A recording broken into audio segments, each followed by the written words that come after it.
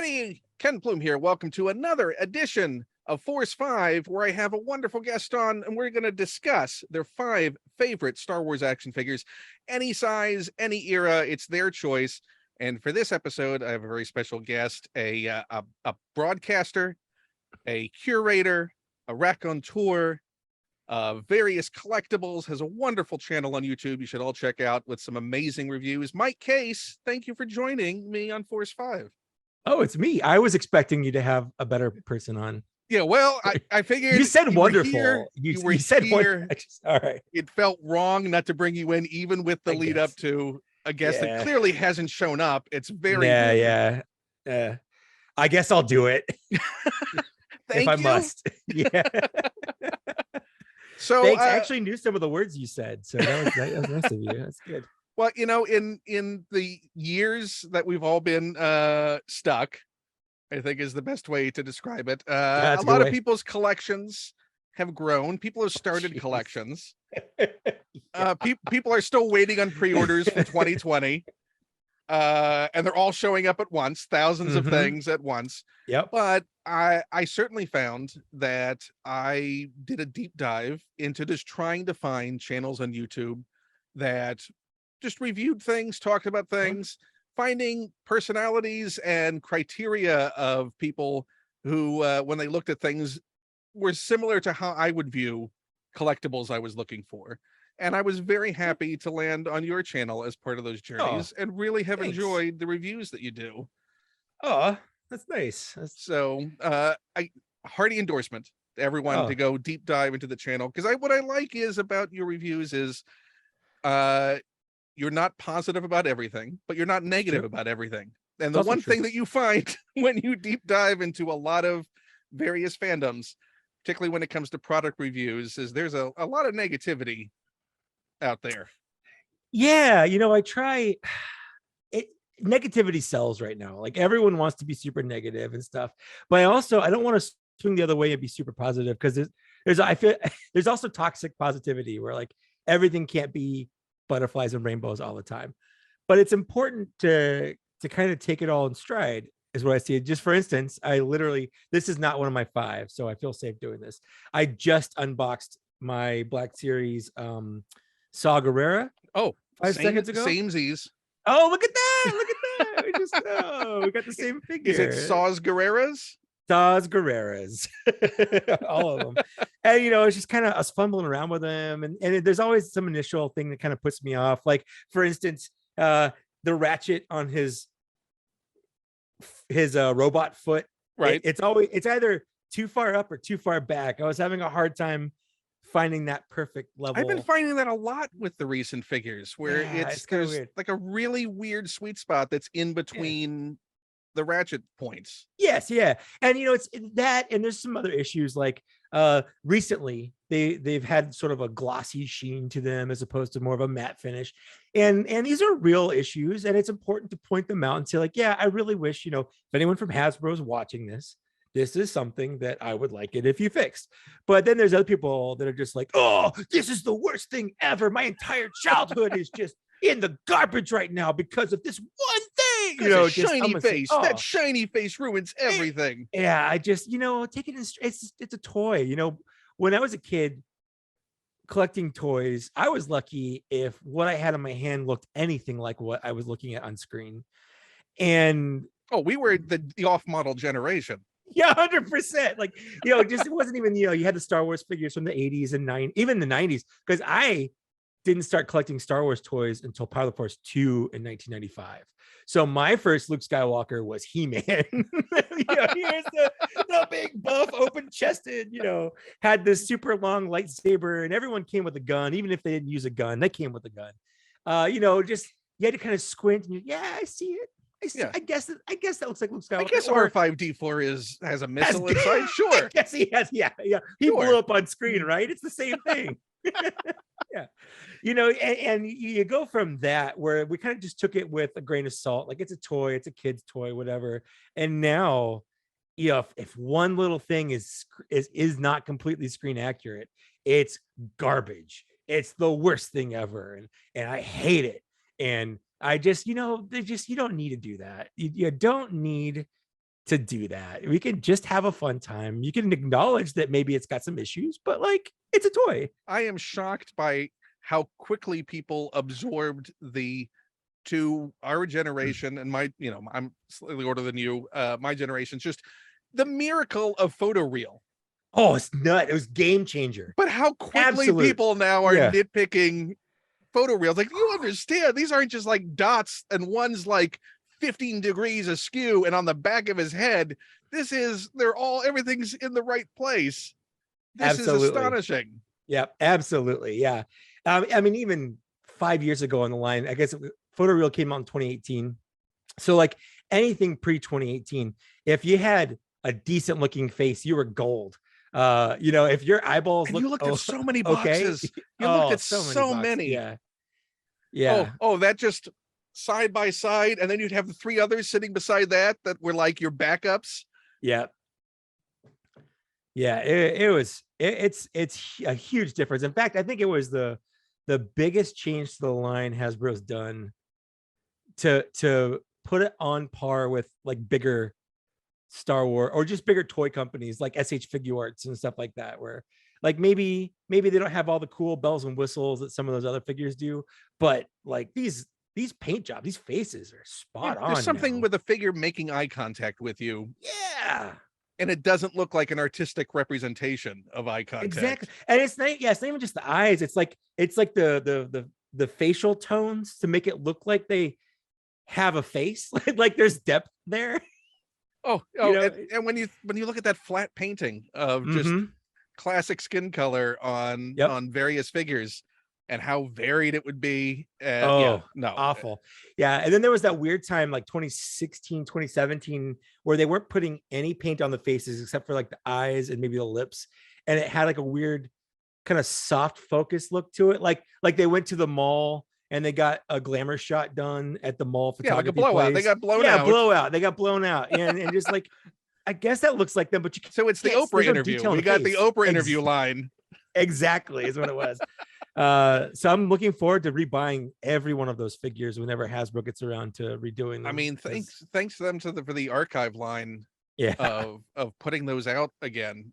So now it's one of those things where if you come across, like, and we'll talk about this because my understanding from your channel is that you have a pretty complete collection of the Black Series. Aside from one KO, which I'm counting, I have a complete collection. So I don't have a complete collection of the Black Series. I got into it somewhat late. I was very picky. That's fair. Yeah. About characters I would get over the years. But now in going back and wanting to fill in some of those gaps, the aftermarket is ridiculous. Nuts for those early figures. So now I should wait, because when you see those archive releases come out and see how dramatically different they are, it really is a case of, do I need that right now, or should I just wait a year or two? Because they're pretty fast. I mean, the amount of archive they're putting out, like, I'm glad I didn't get a Tarkin on the secondary market. No, absolutely. No, I think it's great to wait on some of those older, especially if they're popular, because that's pretty much a guarantee that Hasbro is going to come back around on it, release it somehow, either in the archive line or in one of like the upcoming 40th anniversary Return of the Jedi line that they're going to do next year. Or sometimes they'll randomly release a whole wave of figures like the Rogue One or the Rebels one they did the year before, where they're figures from 2016, but they update all the faces and they put them all out. And yet no Krennic. Let's please, Hasbro. That's one of those figures I was talking about, where you could definitely tell that the face, the sculpt is there, but there's just you can't give us everyone else and a Saw Gerrera and not just redo that Krennic. He's your big bad. Yeah, he's like the only bad. I mean, the fact that we're getting Tarkin, but no Krennic. Yeah, no, we definitely need a Krennic for sure. It's a redone Krennic. So let's talk a little bit about your collecting journey. So what was the first big collection thing that you really fixated on as a kid? Oh, I've been collecting toys ever since I can remember. So when I was a small child, I was born in 82. So like I was ripe for Master of the Universe, Transformers, G.I. Joe. And that held me over until about Ninja Turtles came around. And then that held me over just about until I started getting into Star Wars in around 95. And that's when I got into Star Wars, like they came out on VHS, the THX remastered ones with the Leonard Maltin interview, in front of them. So I was reading all the books that were out at the time, all the expanded universe books, whether they were good or bad, or mostly bad, because let's be honest, most of the expanded universe books, and especially at the time, they're not good, but they were Star Wars, and that's all I cared about at the time. Yeah, they had the character names. That was enough. Exactly. I'm reading about Luke Skywalker. I'm reading about Luke Skywalker falling in love with a ghost Jedi on a ship that kidnapped him. Sure. Because why not? Yeah.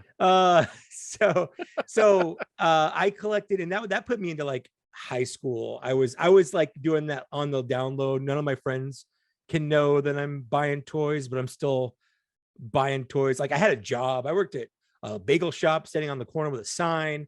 I worked at Taco Bell one summer because like I wanted to buy the toys. My first job out of high school, I was working at KB Toys, So when you were getting this Power of the Force too, yeah.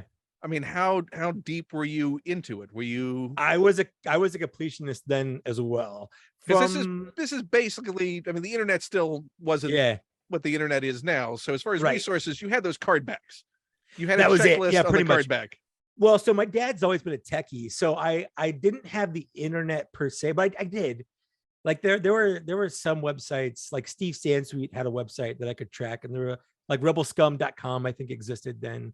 But there were also like news groups I would go on. And so like I remember when the second wave of Power of the Force 2 figures, which I think was like it was Boba Fett, Lando, and I think X-Wing Luke, which was actually Snowspeeder Luke, but that's neither here nor there. I remember people going on and complaining that people were scalping them, they're buying them all off the shelf because like they came out, they didn't really announce them back then like they do now. You suddenly go to the store and there's new figures on the shelf, I guess, Wait a second, this was the Yoda wave? Where are all the Yodas? Wait, no, was that Yoda in there too? I think Yoda was actually the wave after that. I'm gonna look it up right now. Power of the Force 2 wave 2. Let's see what pops up when I do that. But he was a hard figure to find. He was a hard figure. Out. Yes, I'm pretty sure Yoda came out. He came out with like the TIE Fighter pilot. I'm pretty sure. We're getting way back into the annals of my brain here. I can't find an easy to find like list. So we'll just, maybe Yoda was in that one, but I'm pretty sure he was actually in the wave after that. I think the second wave was just 3 figures. I'm pretty sure it was Boba Fett, Lando, and X-Wing Luke, but I could be wrong. If anyone's watching or listening, you could call me wrong. You know what? We can't hear them. We can't. That's hear fine. Them. You know what? Yeah. I'm right. There's nothing you can do about it. Call us wrong. Call us right. Can't hear it. We're all good. No, Yoda came out the same time. He was part of wave 3 because he came out the same wave as Dagobah Luke. And you couldn't have a Dagobah Luke without the Yoda, because if you had Dagobah Luke by himself, he would fall over. So you had to have the Yoda on his back to make. And the bag came with Yoda. Yeah, the bag came with Yoda. So if you didn't have both, you had a Luke that would not stand up. I remember that vividly. I mean, to be fair, most of those Power of the Force 2 could not stand up.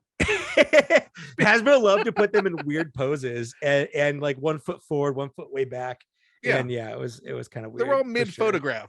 Yes, 100%. That's because they only had 5 points of articulation, and you could have them standing up straight, or you could have them in fun poses. And I guess they wanted to put them in fun poses. But they're impossible poses. I would love to see some. My Star Wars Power of the Force 2 challenge is someone to get every figure, and if you can get them all standing without any of them falling, the entire line, that's my challenge. $1 bounty I put on that. That's a hefty bounty. So I had all the figures. I had a rickety old metal shelf in my room, and I had them all.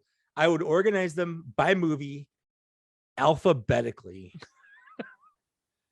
I'm actually just realizing I might be autistic now that I'm thinking about it, because I had these like. Do you still do it? Do you still organize? I don't know. I don't. But I had them all like very specifically organized, and they had to like be very, very specifically in the specific order. So each new wave was a challenge. Oh yeah, because I had to reorder them all.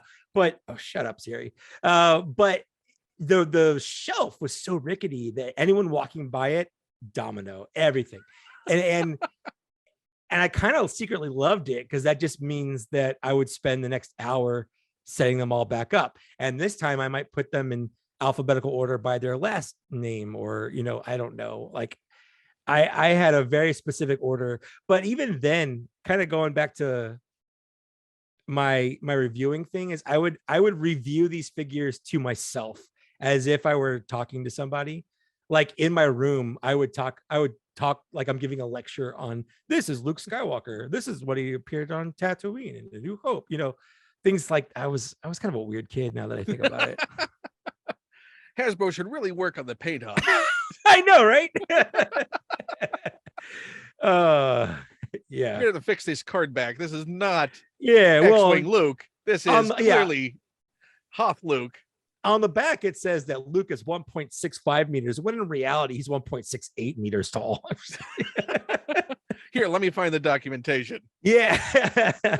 Please see the bibliography. Right? Yeah, I was that kid. And you can tell me if there's crossover here. If there is, fine. then we'll go into your list. Okay. What was the very first figure you bought then? Of Black Series? Of the Power of the Force 2. We'll start with Power of the Force 2. Oh, Christmas. No, it's all, my whole list is newer stuff. I don't have any of those old figures anymore. I got Han Solo for Christmas. I got Han Solo and Luke Skywalker, and I think Darth Vader under my tree, 1995. So yeah, I think it was 5 or 4. I think it was 4 at 94. Anyways, I opened Han first, but I got all 3 of those for Christmas that year. So that was kind of the at least start. you had a villain in Heroes. I did, and it was, but he was. Well, I guess there was a stormtrooper, but I didn't have a stormtrooper till way later. So he was my only villain for a long time. I had a bunch of heroes and 1 Darth Vader. He won every fight. He was It's very cool. busy. He was very busy. Absolutely. He was putting in the hours. Yeah. So did that cement as far as who your favorite character was? Oh man, Darth Vader is. I gotta say, Darth Vader is probably my favorite character. Like mainstream. Like if some normie person asked me what my favorite Star Wars character is, it's Darth Vader. But if some like in the know person, or if I'm talking like for real, it's actually Wrecker now. I love Wrecker. I love all things Wrecker from Bad Batch. He's my favorite. But overall, with nostalgia factored in, is Darth Vader. Well, let's go to your first choice. Number 5 on your list. Number 5. Yeah. Number 5 on my list is actually Gamorrean Guard from from Power of the Force. He is I just love everything. He's got furry underwear, I am but by no means a new Star Wars hater, but one of the things I don't like about like The Mandalorian or Book of Boba Fett is I feel like the Gamorrean guards look weird. Like they look weird. I don't know what it is. Like it's not that I don't like them, but they don't look like this. And part of me is like, I kind of like this better. I think there's some kind of weird cognitive dissonance that comes from seeing a large mask prosthetic piece on what we see as human proportions. Like when we saw the shirtless Gamorrean guards, it just looked like, why did you paint some guys green and put Gamorrean guard masks on them? Exactly. Whereas when you hide the physicality in that, look at these big beefy legs. Like those aren't human legs. Exactly. No part of him looks like a human in a mask to me. But I've always loved Gamorrean guards, partially because they remind me of Bebop from Ninja Turtles a little bit, but I just like them. They're just squealy pig guys that hang around Jabba's palace and have furry underwear and not appreciated. No, not appreciated. Yeah, they're not. No, they're disposable to him. Yeah. I mean, how many guards just through reckless falling in holes must he lose and go through? I mean, how many has that Rancor eaten? It'd be unfortunate if most of them were just awkward fall-ins of Gamorrean guards into the hole. For sure. Absolutely. But I guess you have to feed them somehow. And what's better than just like a pig, like a just a, That's a empty raw pig. calories. That's He's just gonna be hungry again in an hour. and the fur is not a good thing. That's not you're not going to be true. able to deal It's with not that. like roughage or anything. I don't Yeah. know. But you know, just as a Get toy, though, Gamorrean hairballs all over the cave. one of the things, you know, that it's important for me is, yeah, like I choose these figures because of the connection I have with the figure, but also it's a toy, like separate from that. And I think it's important for anyone that collects something to sort of try to separate that if you can. Do like a mental exercise, you know, like, yes, you like this figure, but how is it as a toy? Like, if you didn't know anything about this character, if you hadn't seen Return of the Jedi or anything like that, you pick this up off the shelf and you're like, oh, this is a Pigman. Like, how is it as a toy? And I like looking at those things, like, because even with the sequel series, you know, there's the guy that gets a lot of hate that's a toy. Why Constable Zuvio. That's like he shelf warmed because he wasn't in the movie. And I remember buying him before the movie came out and thinking, like, am I going to care about this guy in a month or so? And the answer is no, I don't care about him. Because you never saw him. You never see him. Exactly. Even if you like the movie. He's not even a weird background character. Exactly. But as a toy, he's actually kind of a neat toy. Like, he's got a lot of great paint apps. He's got a cool face. His weapon, those reptilian eyes. Cool. Exactly. And if you don't, and this is easier to do with him because you don't know anything about him.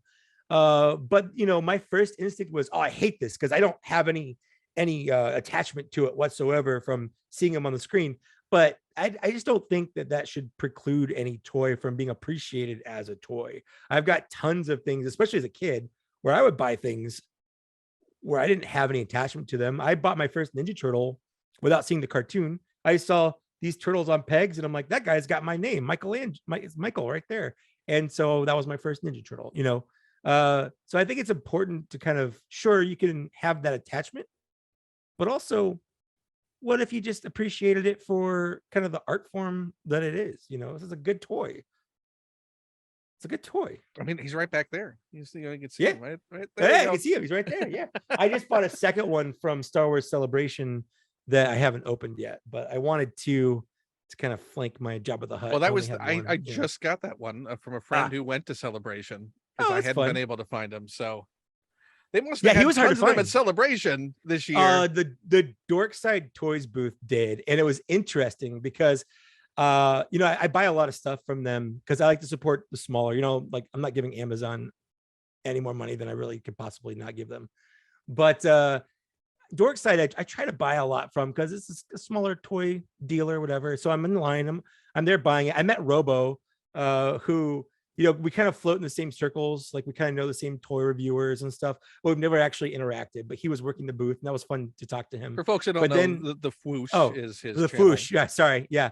Much bigger channel than you mine. Bonded, your beards got intertwined. We did. You know, we're both friends with Dan Larson from Toy Galaxy or Secret Galaxy. So we have like a lot of people in common, but we've just never, our paths have never crossed, I guess. So they crossed there, which is neat. But then I'm waiting in line to buy this toy. I figure I might as well buy something in person from them. And the guy checking me out is like, "Are you Mike Kaess?" I was like, "Yeah." He's like, "Yeah, we watch your channel." I was like, "Oh, weird." Yes. I'm not as recognized as some of the bigger guys. I mean, so it's always kind of weird. To be fair though, you've had almost 3 years of content that's been produced in a vacuum. That's true. During this period, and that's the first real big stepping out with people around. That's true. But it was surreal to say the least, because like I don't see myself as someone that should be recognized. I'm just a guy that has too many toys and likes to talk to them. Talk to people about them. No, what's your? You have to tell me what that's like. I'm very curious. Oh yeah, I'm writing a memoir. Actually, I'll let you know. Yeah. iToy. Yeah, that's it. So the Gamorrean Guard. You remember when you got your first one? Oh, when he came out with Target, but I didn't find him because he was really hard to find at Target. He was a Target exclusive. So I know Target's made it easier over the years. Oh, they have, but he was a really hard one to find. But a friend of mine found him and got them for me. So that was about when it came out. I think it was like 2018 or so. So nothing special or big there, but it was nice to have. But that's also why I only had one. The mixed media goods are really incredible on it. They really are. And sometimes it's hard to do that well. Sometimes you get like the soft goods that don't hang super well. We've all seen plenty of cloaks and capes and exactly. But I feel like sometimes they'll do molded plastic, and I'm like, I kind of wish this was soft goods, but I feel like this is one of the ones where they did it and it worked perfectly. The fur looks great. The molded plastic detailing looks great. The paint apps are fantastic. He's got a really good amount of articulation for being a fat big guy.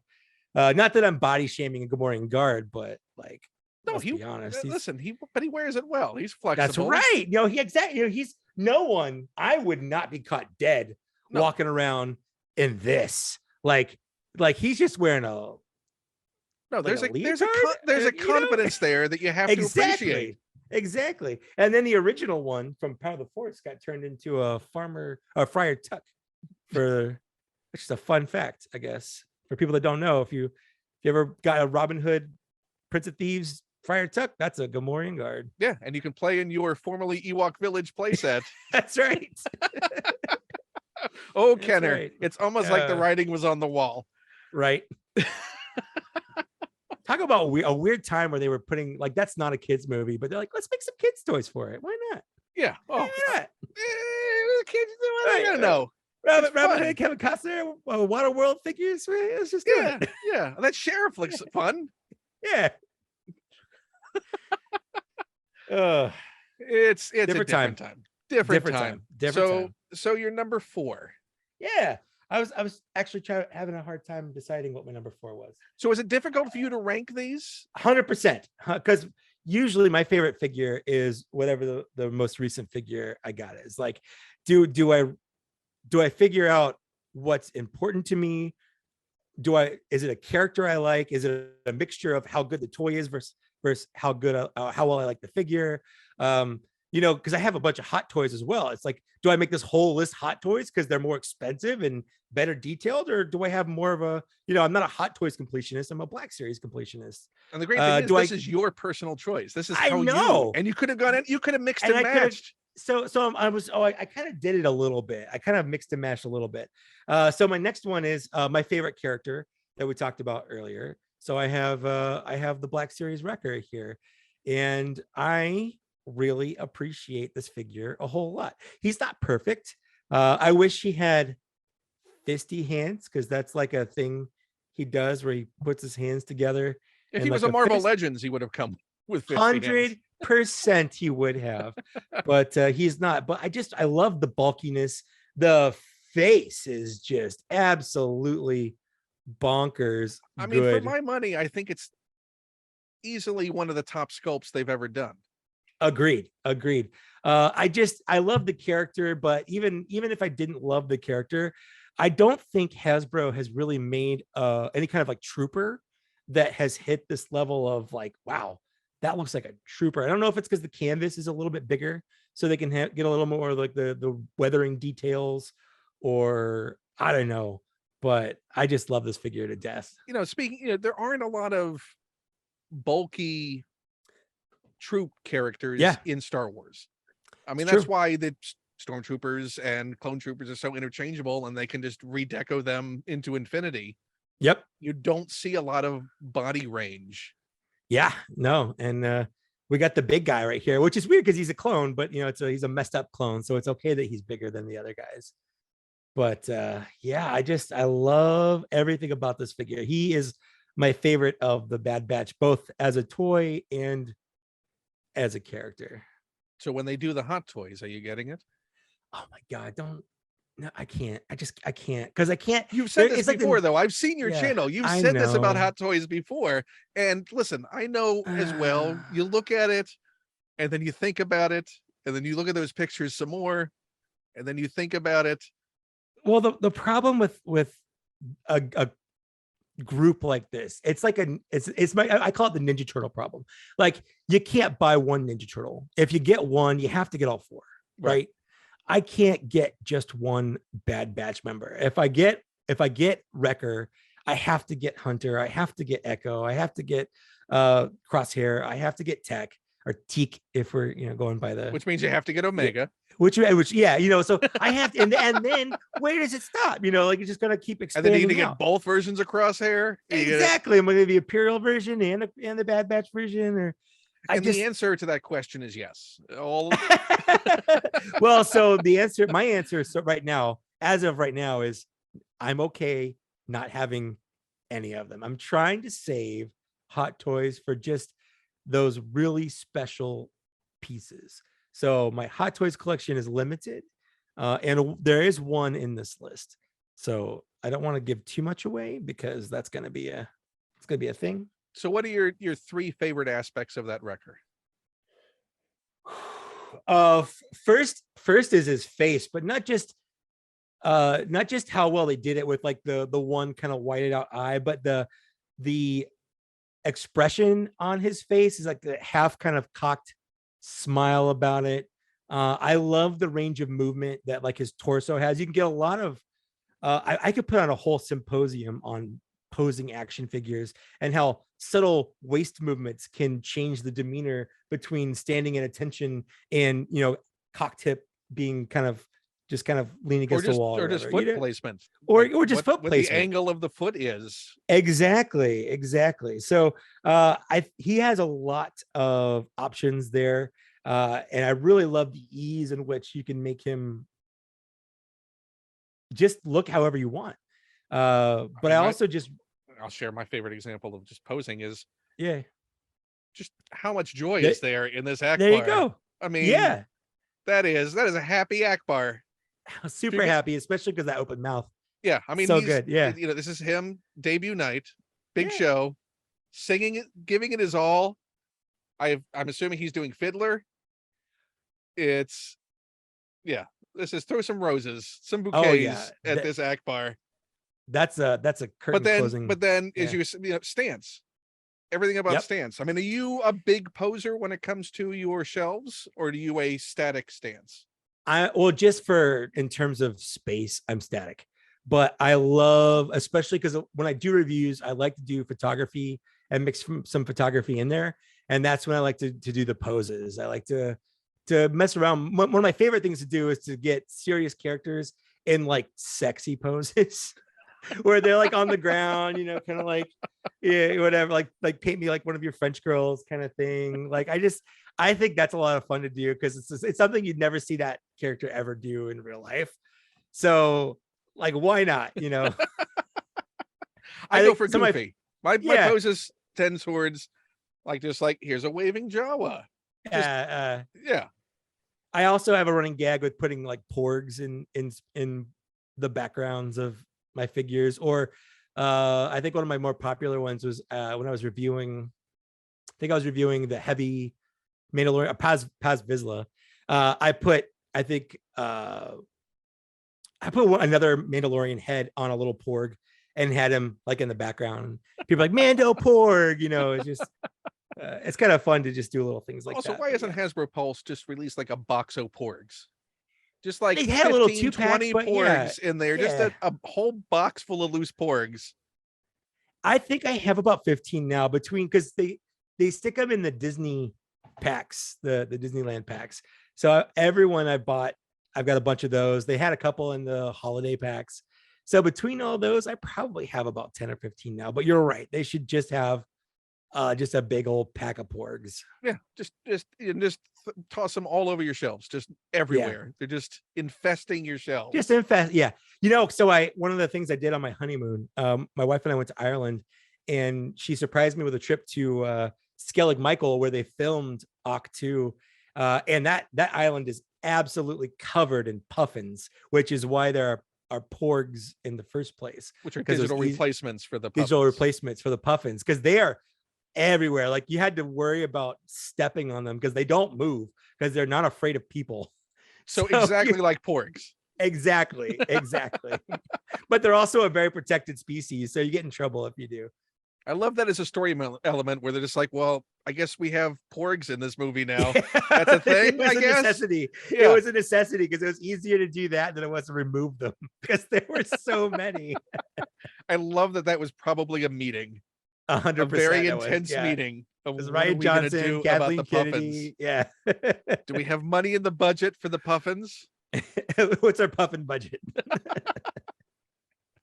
So what is your number 3? Oh, number 3. This is your middle. This is your middle choice. This is my middle choice. My number 3 is going to be my second, my other favorite character. This is Darth Vader. Now, there's a couple of different Vaders in the line now. This one is the Empire Strikes Back one. And I choose him because he has slightly better shoulder articulation. He has a little butterfly joint. So his arms can go kind of back and forward. And I like the Empire look. I think that's my favorite Vader is the Empire Vader. That's when Vader to me. There's been what, 4 soon to be 5 versions of Vaders in the Black Series so far? Let's see. I can count these off the top of my head. We had the original, which was the removable helmet from Return of the Jedi. And then they just kind of tweaked that one for Walgreens, and it was the Emperor's Wrath, where he had like a skull in it. Then we had A New Hope one, which came out in 2017 as part of the 40th anniversary line with the early bird kind of thing. And then they released that in the line regular, but it was the same figure. Then there's this version, but they released this as part of the line and then also part of the Empire Strikes Back 40th anniversary on the card back. And then they also released this as a carbonized figure, what was kind of bluish. I call it the comic Vader because it kind of looks like that. They always color things blue in comics, right, when they're for black. Highlights. Anyway, yeah, for highlights and stuff. Yeah. And then we just got one released in the Obi-Wan line, which I also have, but that one is 99% just the A New Hope Vader, but with a smaller cape, and that's pretty much it. So it's the same figure as the A New Hope one. And then we have an all white Vader coming out as part of the comic, the redeemed Darth Vader. Which still that's fine having the scary mask and everything. 100%. Yeah. But he's white, I guess. But he still comes with a red lightsaber, which is kind of weird. You think he'd come with like a blue one or something? Also, what was the changeover for that? It's a weird comic. It's like, did he go to the tailor and went, can you match this, but in white? Yeah, I guess. I've never read it. But it is one of those things. If you look at because on the front of the figures, they have a cover of the comic that it's from. And if you look, whoever drew Luke Skywalker, he's got the goofiest look on it. It's like, it's such a weird look on his face. I don't even know how to describe it. It's a Hazawa. Yeah. it looks like someone simultaneously kicked him in the groin. It's a double take. And fed him like something super sour. He has like a weird look of surprise. He's on Hot pain. Ones. Yeah. He's doing the hot sauce challenge. Yeah, he's on not wing like doing 10 or 8. Yes, he's high, but not at the end. Yeah. No, yeah, he just had the bomb. He had the bomb. Yeah, something like that. Yeah, something like that. Yeah. It's a wake up. That was the wake up call stage that he's at of the hot sauce. And he's just contemplating drinking some milk, basically. Yeah, and then suddenly his dad walks in an all white suit. And it's after Labor Day. Yeah. Oh, Dad, really? You're still dark side. That's still evil of the Sith. How could you do that? Leisure Suit Vader. I like it though. He should have gone casual. Like, you can redesign your outfit at that point. You're good now. Yeah, you can still have the whatever you need, the control panel, but like get some khakis on or something. Yeah, some sweats. Yeah. Where's business casual? Former Dark Lord of the Sith. Talk to Lando. He'll sort you out. Get that cape collection. He can lend you a couple. Yeah. Oh, put one of Lando's Hawaiian shirts on him. There you go. Nice patterned thing going. Some yellows, some lighter tones, but not just white. Absolutely. Yeah. Especially after Labor Day. Let's put a smile on that helmet. Just turn the little triangle upside like the other way. Yeah.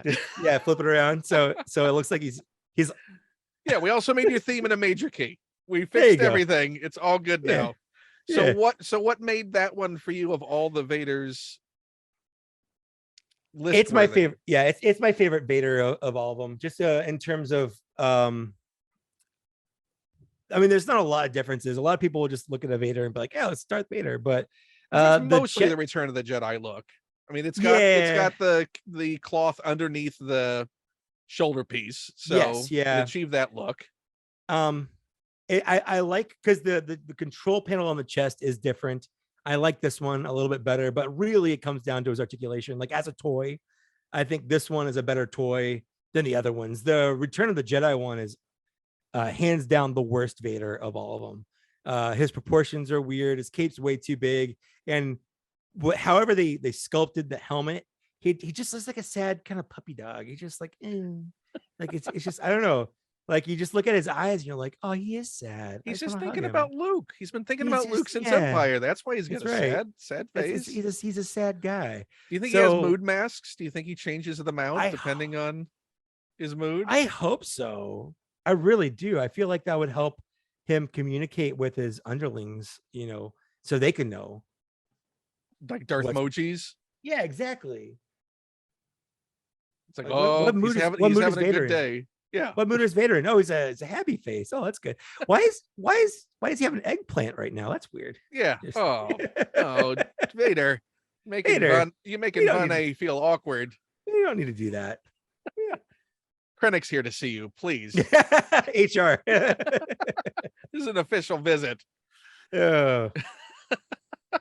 So you're number 2. So is that the only Vader on your list? That's the only Vader anymore. on my Okay. list. No, I like to, even in my top, because I do a top 10 every year of like what figures came out, and I'll cheat a lot because I don't like it when too much of the same thing takes up multiple spots on a list, because I like to have diversity. I like to show people that I don't just like one thing, So like I think one year a 4-pack of Clone Troopers came out and I had them all in one spot because like the only difference in them was color. Like why should I separate them out? My wife goes, no, you can only pick one. And I go, it's my list. You make your own. You start your own YouTube channel. Make your own list. So she went to the comments. That's what she did. 100%. She always calls me out. Disliked it. 100%. 100 every time. And you're like, I don't care. It's engagement. That's what I tell people. It doesn't matter if anyone dislikes you. YouTube cares about engagement. The worst thing you could do to a channel if you really don't like it is don't do anything, because that's not engagement. Yeah, the algorithm only cares about apathy. Absolutely. So you're number 2. Well, whenever are we doing honorable mentions in between the top? Oh no, two? we're gonna save them for the very end. So okay, all right. So now was it difficult to choose between 2 and 1? No. Okay. No. So your number 1 is going to be a hands down number 1. Yes, okay. Easily. The only ones I had a problem with were actually 5 through 3. 2 and 1 were pretty much in the bag. So my number 2, and this is easily like if there's a fire, this is the figure I'm grabbing before I run out of the house. This is the I believe it was 2019 San Diego Comic-Con exclusive Kenner Boba Fett that I have opened to a lot of people's chagrin because I open all my figures because they're toys. But the reason I love this figure the most is for a while, he was only one of 2 holes in my collection, because he was really hard to get, even though I live in San Diego. Like I can't go to San Diego Comic-Con every year. And he sold out super fast. Yeah, because he was. And that's so what it would have been on-site sales. That was the last Comic-Con yes. before, so that wouldn't have been QR codes and No. This was, you had to be there and get it in person from the booth, kind of thing. I think they did put it up for sale like a month after, but it sold out in like minutes because they hadn't figured out whatever they needed to figure out to stop bots at that point, I guess. But this was the only figure I was missing for a while. And then in 2020, this is where it's going to get a little sad and emotional here. In 2020, my brother died. And when I got back from being with my family and, after his funeral and stuff, I had a package waiting for me at home. And one of my, he's a viewer, but now he's more than that. He's like a friend, obviously. He and another couple of my subscribers pooled together and bought one of these for me off eBay because they knew that it was a hole in my collection. So they kind of, because it's like a $200 aftermarket figure, or it was at the time. So it's more than just the most expensive figure in my collection. It's the sentimentality that people like thought about me. Like it was nice that strangers on the internet were like, "Hey, we want to do something nice for Mike because he's going through a tough time." So for me, this is probably my most emotional figure. It's the only one I really have feelings tied to it. The others are just figures. They're just Right. toys. So This one has, yeah. well, what is your view? Because you've been doing this what now, 8 years? Mhm. What is your view on how your community has grown? Because certainly when you'll do things, there are regulars, there are people that Yeah. regularly support your channel that you say have become friends over the Oh years, yeah. and Absolutely. and certainly in ways both personal and just helping out with your collection, like finding things and helping to locate various things that are missing or or sold out places. So how has your view of that? Because we do this thing first and foremost when we start it, just because it's a fun thing to do or a thing It's that we something to enjoy do. doing it. Yeah. Well, for me, it was because I was homeless for a while. Well, not like I was staying in a place, but didn't have a place that was mine. I wasn't living on the street, but like it wasn't my place. Anyways, and I would get through my day watching YouTube videos. This was back in like 2008 or so. And then I got a job and I, got a place to stay, and I kind of started accumulating things because I didn't have anything for a long time. And now I've got tons of stuff, which is why most of my stuff is from like 2011, 2012 and newer, because I didn't have any free money to buy stuff before that. But one of the reasons I started doing this is because it was what got me through it. And, I thought, like, if I could do that for someone else, like, I know what it meant to me. And I've got the channels that got me through those times. Most of them were like Transformers and stuff because I wasn't really collecting a lot of Star Wars then. Uh, but it was nice to have those as like an escape. So now I kind of want to be that escape for other people. And to your point, I've got a couple people like that. So for one, a guy named Gord, I call him Papa Gord. But he was going through, like, I think, a back surgery, and he was bedridden, and he ended up watching like every video I made. And he he sent me a message one day. He's like, "Hey, I've got some things I want to send you." And I'm like, I don't know this person. I'm not going to give him my address. I'm not going to give a random stranger my address. So I went out and got a PO box to give the stranger person an address to mail things to. And now he has my address. Like, now if he were ever visiting, he's going to stay in my house because, like, we're really good friends.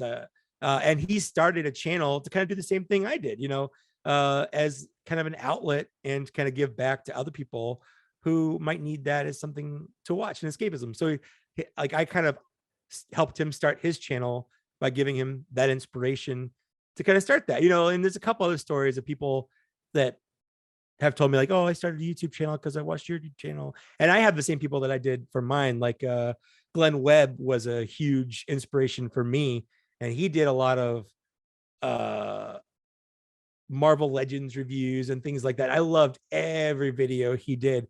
Sadly, he passed away in 2015 suddenly. So a lot of the things I do in my, like, when I'm doing articulation, I go, and this is the figure's widest stance, both feet, the feet flat on the ground. That's something that he did, and I do that because he did it, and he's not doing it anymore because he's not alive anymore. So I'm like, I'll kind of keep that alive. And the same thing, he always had like a sign off. It was like a bye. And I'm like, I kind of want a bye that's kind of noticeable too, but I don't want to ape that exact bye. So I kind of came up with my own bye. And there's only so many different ways you can say bye. But now a lot of people will say that to me if I'm talking to them or I meet them. They'll go bye, and I'm like, And like, we just okay, started bye. talking. Yeah, it's like, what? It's an awkward So catchphrase to it's throw an at me at the awkward beginning of a catchphrase. conversation. Yeah, but it happens, and it's because it's what they know me by. So, but it's neat, it's neat that I have built a community. Because, like I said at the beginning, I don't see myself as like, I still see myself as like one of those people. I'm still that guy sitting on my friend's couch watching YouTube videos. I just also now make YouTube videos, but I don't see myself as anything special, I guess, is kind of my point. So it's weird when people treat me like that. No, there are more conventions coming up. I guess you're going to have to be ready for more of it. We'll see. So that to go back to the Boba Fett for a moment. So is that just the Empire Boba Fett? Yes, but painted like the Kenner Boba Fett. So he has a little red rocket on the back. Of course, not removable because it's just the same thing. But he also comes with the Imperial Stormtrooper blaster. He also came with his regular one, but the original Boba Fett came with the same Stormtrooper blaster.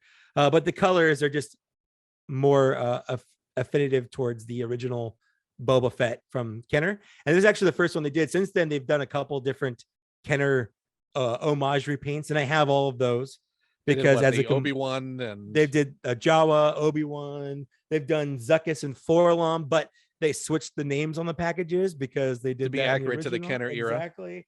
And they did Greedo, and I think those are all the ones. I'm looking at them over on the side over there. I think that's all of the Kenner homages they've done. But if they do more, I'm going to buy them because that's. I think of the original Kenner releases, those are probably, of the Black Series releases we've had, the more egregious differences. I agree paint between the Kenner and I go, especially the Obi-Wan. Like, yeah, why is he wearing all red? Yeah.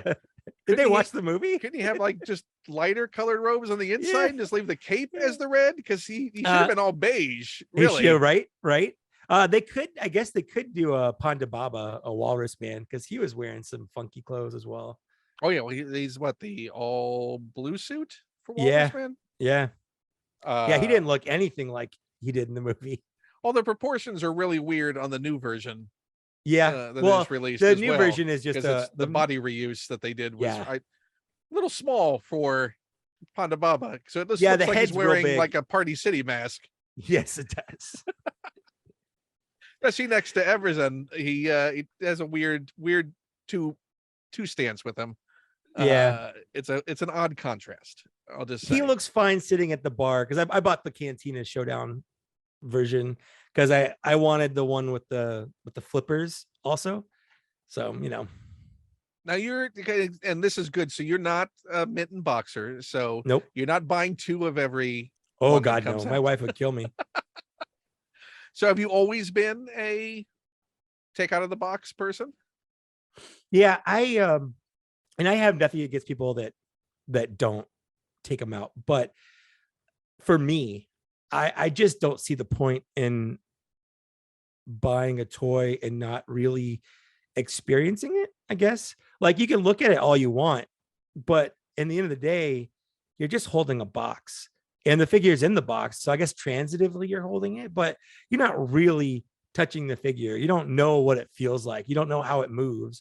You don't know how it looks like with all those accessories in their hands. Someone worked hard making that figure, giving it articulation points. Exactly.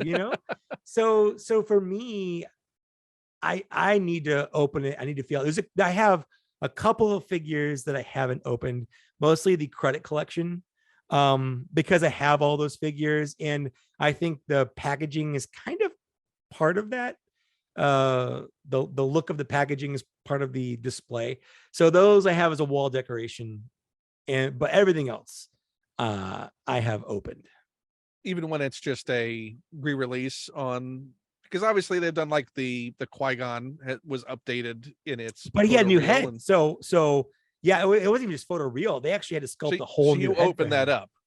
Yeah, I replaced the one I had on my shelf with that one, and put the one that was on my shelf back in its box and in my garage. So you do keep the boxes. I do. I have all and that just mostly for that reason, but also because it's easier to move just by looking out the crates, putting them all back in their boxes and putting them back in the crates. Suddenly all my collection's packed. So it's a lot easier to do that. And it's those original boxes they came out with were not very interesting to look at. If you're just going to be a box, just a bunch of black boxes on your shelf. I mean, looking at that Jabba the Hutt box, that's 90% air. Yes, it really is. And flimsy plastic that doesn't look good. Nope. Like, take that out of that box, folks. Come on. Free it up. Enjoy that Jabba. Yeah, I always tell people, if you're looking for an investment, like, buy stocks. Toys modern toys, with a very few exceptions, are not really investments, because the days of having like a double telescoping Luke Skywalker that's worth $20,000 or whatever, those days are gone. The only reason those days exist is because no one thought about keeping those things It packaged also up took back 40 then. years to get to that point. That's a Also- long-term investment. You're Also making. that, yes, also that. You know, like I remember when Power of the Force 2 came out, I had a friend, we both started collecting at the same time. I got one and opened it up and play with him. He got one to open and one to keep in a box for the future when they were worth tons of money, like the original ones. That was the height of the comic book investor boom, and that was Yes, really it the was. era of Death of Superman, and we got to Oh, save yeah. these things. Yeah, so that was Yeah. understandable for that era. Except for now in the year 2022, those figures are worth less than they went for retail price, Oh yeah. Oh no, buck a figure.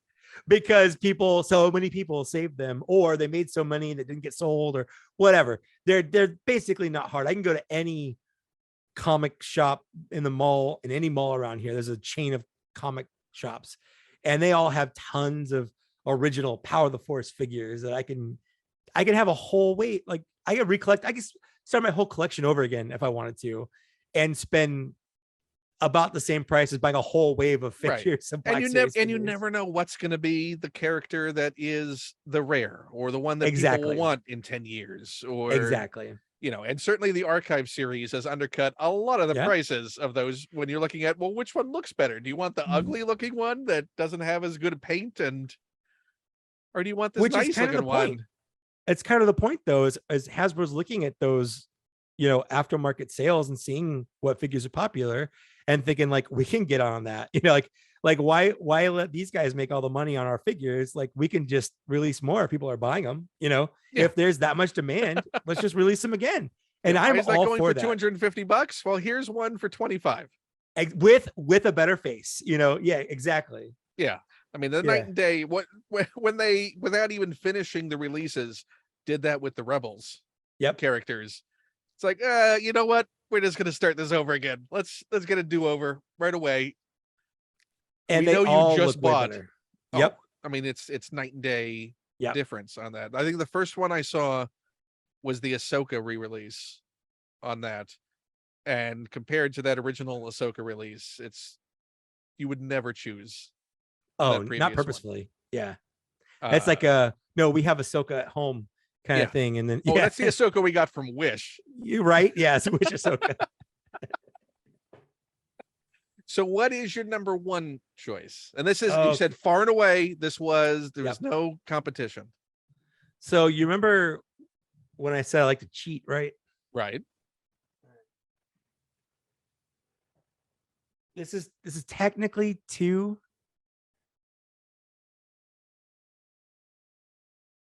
Well, I'll make the rules, so I'll allow it. Okay. This is the hot toy that got me to buy Hot Toys. It was this speeder bike being announced and seeing the picture they had of IG-11 Hot Toy on this speeder bike, and I was like, I need that, because this is hands down my favorite scene in all of Star Wars. Like, I love Empire Strikes Back. It's my favorite Star Wars movie. Nothing in the original trilogy, prequel trilogy, anything compares to IG-11 screaming down Navarro streets with a little Grogu in a little knapsack, laughing his head off as he just guns down Stormtrooper. Dual blasters. Yeah. So I was like, if I'm going to jump into Hot Toys, I don't like Hot Toys that kind of look like dolls. So IG-11 does not look like a doll. He's more like a really big action figure. Speeder bike is amazing. The detail on this is just nuts. The way he fits on there, I love everything about this. This is my centerpiece of my collection. Every time I walk into my room, this is the thing I look at and go, yeah. I mean, you went in the deep end. I did. You really committed. I really did. It wasn't because just, it's not just one figure, thing. No. Or I'm going to get a vehicle. No.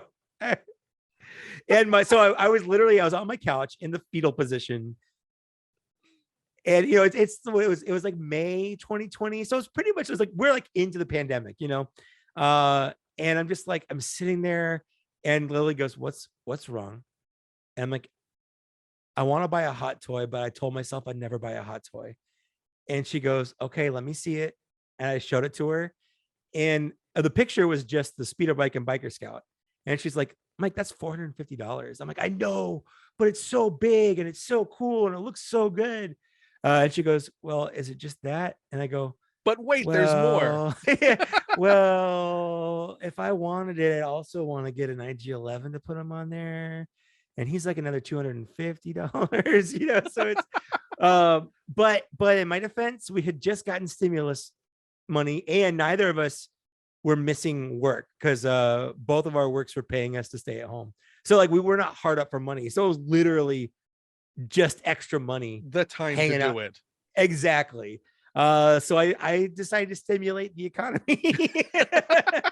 You kept hot toys going. I did. But also, you know, that's also when I discovered that Hot Toys does payment plans. So through Sideshow. Through Sideshow. That's what I meant. Yeah. Yeah. So I do all this stuff through Sideshow and I don't have to pay any money up front. Yeah. No, it lulls you into a false sense of this. This is affordable. This is I can spend $50 this month. That's not a big deal. Yeah. For the cost of only a crate of coffee. Basically, yeah. You can work towards this IG-11. Oh, but you know what? It's worth it. And now I've got where's the biker scout? Where's he hanging out? He's hanging out on my shelf by himself. So I knocked out. Do you have him in a knocked out position beside the thing? I have him in a really cool kind of 2 hands on his gun, kind of looking like he's walking down a hole. I don't know.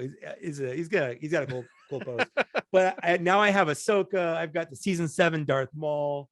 I mean, once you get one, you kind of had to get the other on that too. Well, at the same time, I'm like, well, if I'm getting these and I don't have to buy anything right now, they had just announced Captain Rex. So I'm like, well, they also have Commander Cody. So then I got Commander Cody and Captain Rex. So like you say, I have the Rex. I didn't get Cody. I missed Cody. You know, I think Rex is the better of the two. But they're Rex. both like, I mean, he's Rex. Yeah. Well, and also he's, you know, so I got them both because, you know, they go together. But right. I don't feel the need to get like Anakin and that Anakin on step is really incredible. It does look good. No, it does. And I mean, I won't lie and say that difficult to display as all get out. Yeah. It is tall. Yeah.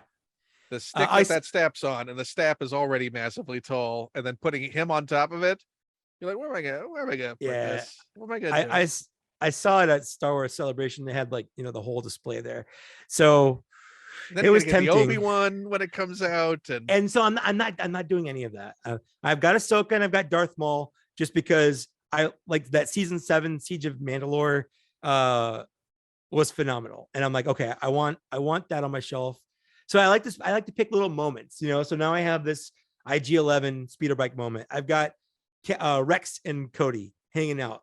I've got Darth Maul and Ahsoka fighting, and I think I'm going to be good with there. The only one I've got on order, I just put one on order, and that's the Obi-Wan Kenobi Darth Vader. I'm not getting Obi-Wan. I'm just getting Darth Vader. This is the exclusive. Yeah. And I honestly, I'm probably not even going to display him with the sliced helmet, just because I wanted a Darth Vader. Like I wanted a Hot Toys Darth Vader because, you know, he's like my favorite character. I've got the hyper real Darth Vader, the 8-inch one that they came out with back in like 2020. Listen, I'm with you on the too many Vaders. I'm with you on that. Same. Yeah. I have 3 Sideshow Darth Vaders. Okay, so yeah. And yet I still would like a Hot Toys Darth Vader because that's like, no offense to Sideshow, they're great Darth Vaders, but you kind of want the plus of what Hot Toys is going to do. Hot Toys just has that little bit of extra something. I mean, I have a Bespin, a Luke Skywalker from Hot Toys, the first deluxe that they did, and it's 2 Luke Skywalkers. Yep. So I have the regular one that's sitting up on the shelf back over there. And over here, I have him just sitting on the weather vane that came with him and he's just hanging Yep. out, looking rough. Looking rough. Yeah, he looks beat up. Yeah.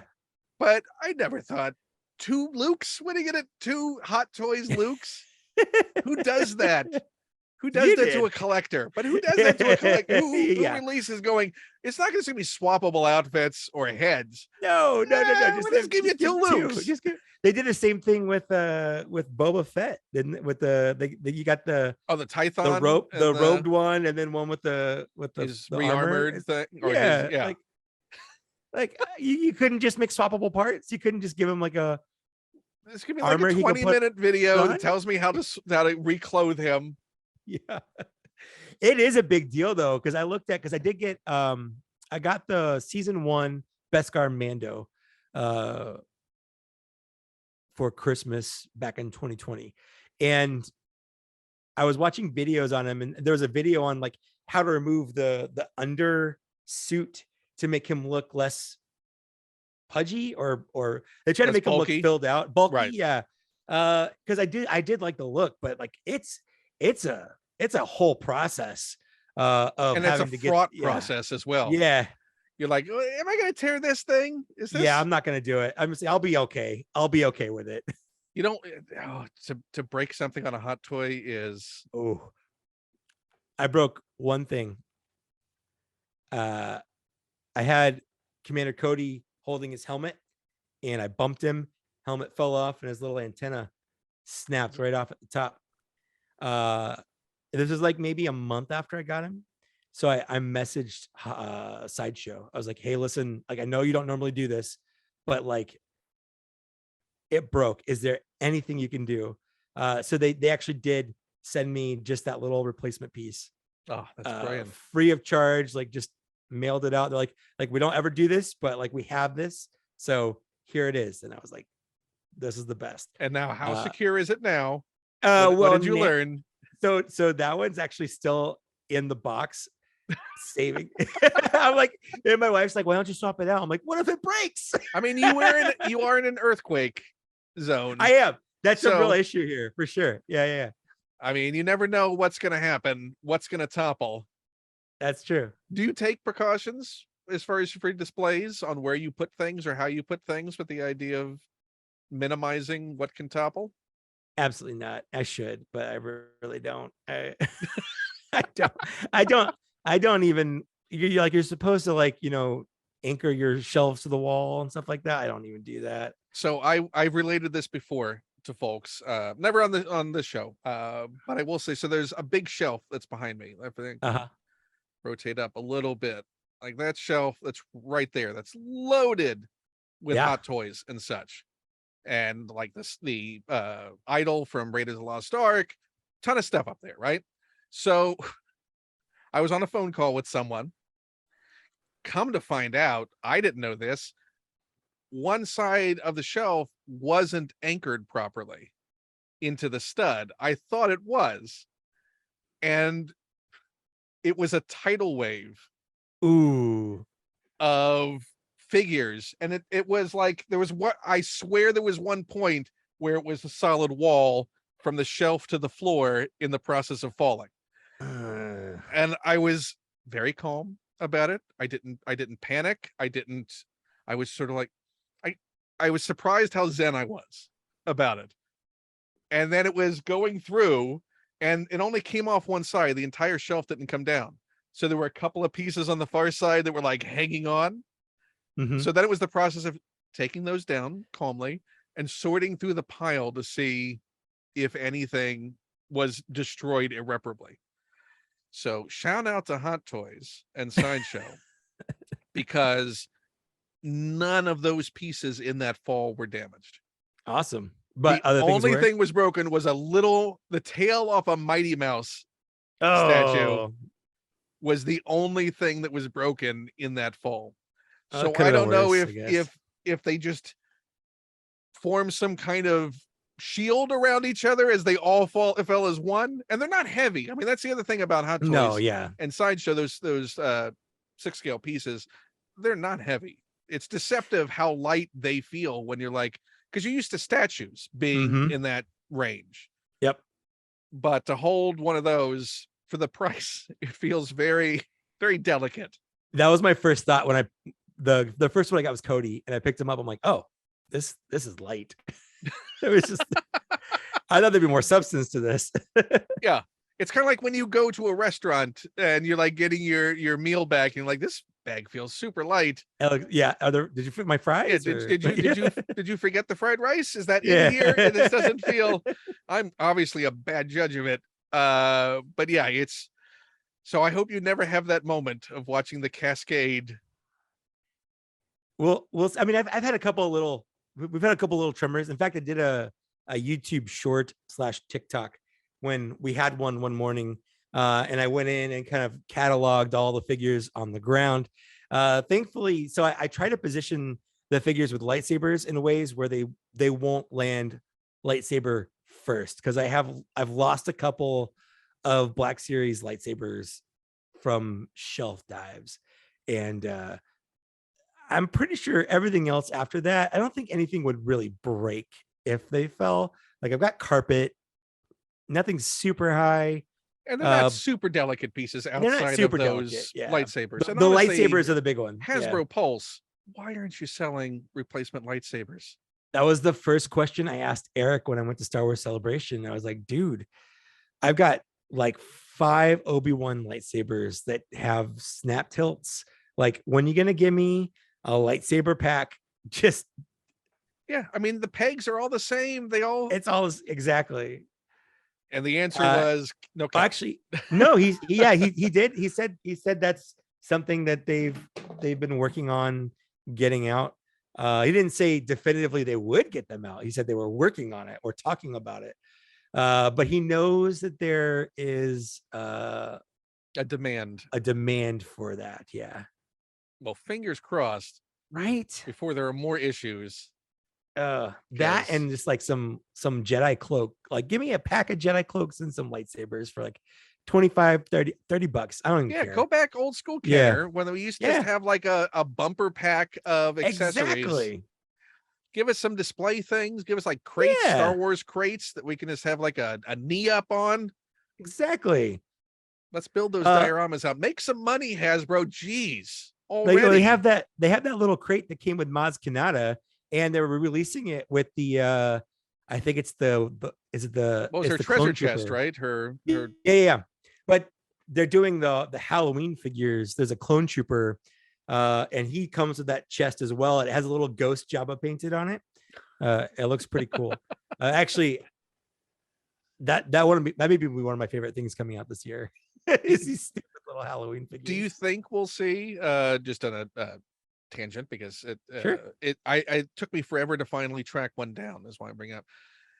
We're gonna see a re-release of Jabba next year, right? For the anniversary.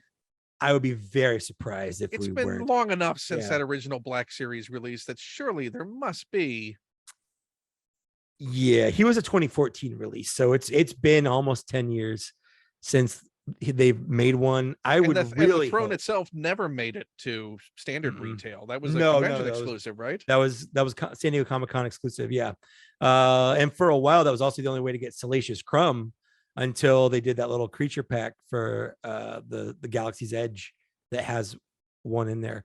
But yeah, I would be very surprised if we got through 2023, the 40th line, and not have some kind of new. I would hope a new Jabba the Hutt though. I don't know what they would do different, but I'm not a fan of gimmicks, and he has the arm tied to the mouth gimmick, and that kind of bugs me. So I really hope they do one without. I just want an action. Why can't he be happy? Why can't he laugh? Why do you want to take his laughter away? You can do it manually. Just make it so he can open and close his mouth. I don't need it tied to his arm. It's the same thing like with the little R2s, like lowering the legs by twisting the head. I just don't do gimmicks. Just give me a toy. But you just want a proper R2 from them, right? That's also true. I want an R2 that's. See, I've watched your videos. You have. That's good. So that's got to be coming at some point, right? Surely. Yeah, the 10th anniversary of Black Series is also next year, because it came out in 2013. So my hope for the line, the 10th anniversary, is they redo the first 4 figures, which is Darth Maul, X-Wing Luke, R2-D2, and a Sand Trooper. Give them, if they need it, like all new sculpts. Like give us an all new Darth Maul sculpt, all new Luke Skywalker sculpt. Definitely give us a new Astromech R2D2. And the Stormtrooper, they can actually keep the new Stormtrooper mold they just did. Just give us like a Sand Trooper version of it. Put them in like remakes of the original box, to look like they came out with. Sell them for $30. I don't even care. But like for me, but just fix that R2. Yeah, fix the R2. If they were all new sculpts or newer sculpts, like I would pay a stupid amount of money for those. And for me, like money isn't that like an extra couple bucks here and there. I don't really care about that. So let's do it. Like, yeah, I mean, we'll have to find those molds. We'll have to lose the molds. They don't have to find them. No, we have to lose the R2 mold. Lose the R2 because they're just going to keep using it. No, yeah. And then just use that from now on. That's a mold that they can drive into the ground as long as it's a good mold. And that's a big press release. Look, we finally have a properly sized R2. Yeah. Celebrate. I'm just gonna eyeball it here. 1, 2, 3, 4, 5, 6, 7, 8, 9. Got about 9 astromechs over there. And that's not all of them, right? I mean, aren't there even more than that have been released? Not too many. They've released R2 like 3 times. They've had 2 3-packs of astromechs. We got Hondos. I missed the Hondo one. And there's R5D4. I did miss him as well. Yeah, I guess we have about 12 or 13. They've used them so many times. Many times. Yeah. So I would what's everyone. Weird is the vintage collection has the opposite problem where the C-3PO is too small. Yes, that's true. Yeah. He's tiny, but they have a properly sized R2. So it just looks like R2 is gigantic next to C-3PO. Yeah. He was shorter than Leia. Yeah. Get it together, Hasbro. Yeah, come on, Please, Hasbro. Come on. You've had how many decades now with this license? Well, especially for 3PO. Like every time that comes up, and I don't want to draw any hate, but they're the diehard 3.75-inch collectors, and I have nothing against the people that focus on that scale, but I feel like they go a little overboard sometimes with their fervor for the line. I obviously collect across all the scales. Yeah. So I guess I'm agnostic when it comes to scales. Sure. I think it's because a lot of the collectors of that scale, it's tied very deep into childhood. Yeah. And that is why they focus and love, particularly that it's the vintage Kenner packaging. And that's why, like, there's an additional emotional attachment to it. I guess that goes above and beyond just collecting. It's just like, this is my childhood, and this is the best of the best. And again, fine, lean into that, but it shouldn't be a point of arguing with people about it or hate. Everyone should have their lines. Yeah. Also, so for Hasbro, to some extent, sort of plays sides. Like, sometimes there could be better communication. On things. Yeah, it feels like that. I mean, as a Black Series collector, there have been some recent releases where like the vintage collection version is fantastic, and it feels like the Black Series just gets like kind of weird hand-me-downs. Like, for instance, the Vader that just came out, the Obi-Wan Vader, is a repackage of the 2017 A New Hope Vader, whereas the vintage collection got this incredible definitive Vader. Like, what the heck? Well, it's also weird because it seems the Black Series is like the first to market. Yeah. Which also means that they have the incorrect costuming, or like, the first draft costuming that's slightly off. But when it gets to vintage collection, even though it's later and people have complained about it, it's corrected and it's the proper. Like, I think when we get a Bad Batch in the vintage collection scale, it's not going to have the issues with the early designs that those Black Series releases had. They'll be better. And instead of having removable helmets, they'll have swappable heads, which is something I've been saying the Black Series should have for a while. Swappable heads are way better than removable helmets because you don't have to make the helmet oversized. It always looks better in proportion. I just want the Star Wars team to talk to the Marvel Legends team and figure out why Right? one can do what the other can't do when it comes to Right? accessories and hands. And It's so weird. Oh, don't get me started on alternate hands. Ugh. for the same price, Yeah. the amount of stuff that comes in those Marvel Legends. And you know what? I would love to see a Build-A-Figure make its way into Star Wars lines. I go back and forth on build a figures. I mean, I collect Give me a everything build a anyway. creature. Let me I build build a a creature. Tauntaun. Let me build a I've seen Wampa. I've seen build the creatures, build the droids. I know that's something they did in the 3.75 inch line. If it means they fix R2's scale, give me a build a droid line. I'll do it. If I can build a proper R2, sure. Give us a build a droid wave. Yeah. But to kind of go off something you said earlier with the whole nostalgic being tied to there, that's actually why I like 6-inch figures. Because for me, like, I don't remember ever getting a figure in a package. Every toy I ever had, I don't know, that memory of getting the actual package is gone. So for me, it's always just a toy in my hand.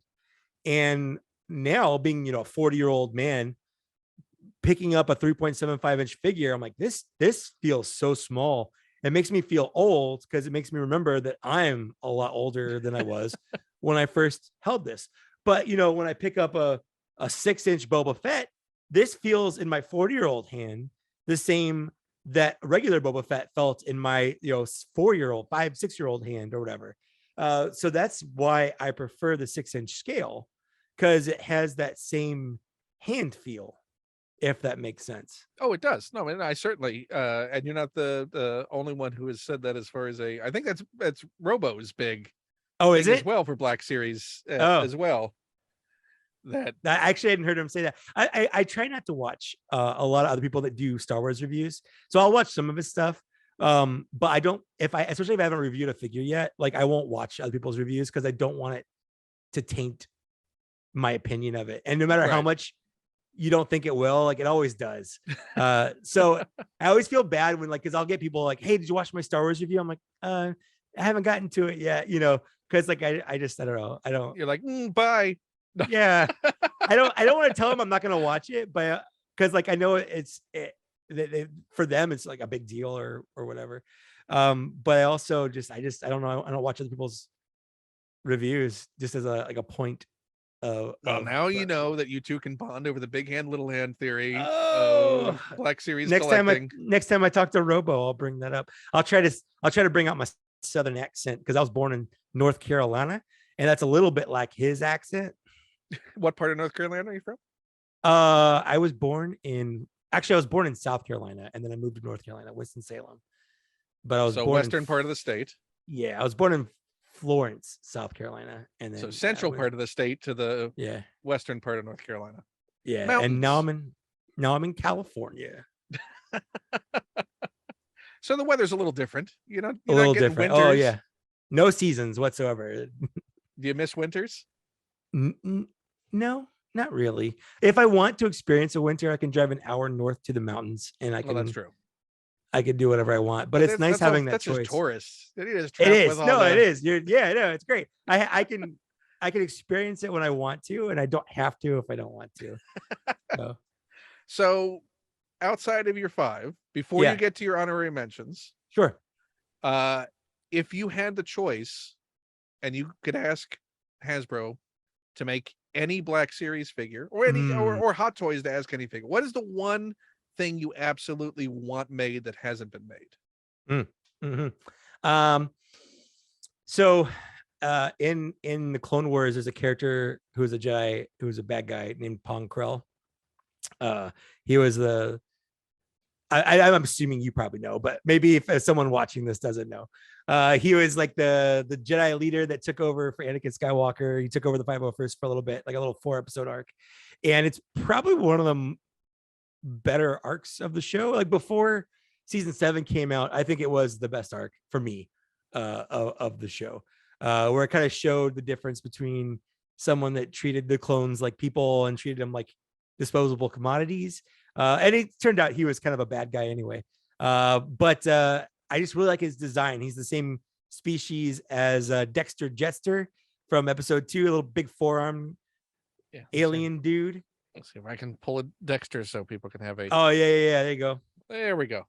Yeah. So he's a Jedi version of that guy, and he's got like two double bladed lightsabers that he spins around and whatnot. And I just think, get him deluxe, two big sabers. I think he would be a really good shelf piece. So if they told you Punk Rail, build a figure, wave a Black Series. I mean, I collect everything anyway. There's never been a wave that I haven't been all in on yet. So what's the one you're missing? What is the one? So Boba Fett was one of two holes in your collection. So for a while I had I was missing 3. I was missing Boba Fett, and some friends, got that for me. I was missing the Salacious Crumb that came with the Jabba the Hutt, because that was a figure. And then I was missing in, I think it was 2019 or 2018. There was a San Diego Comic-Con exclusive Star Killer base centerpiece.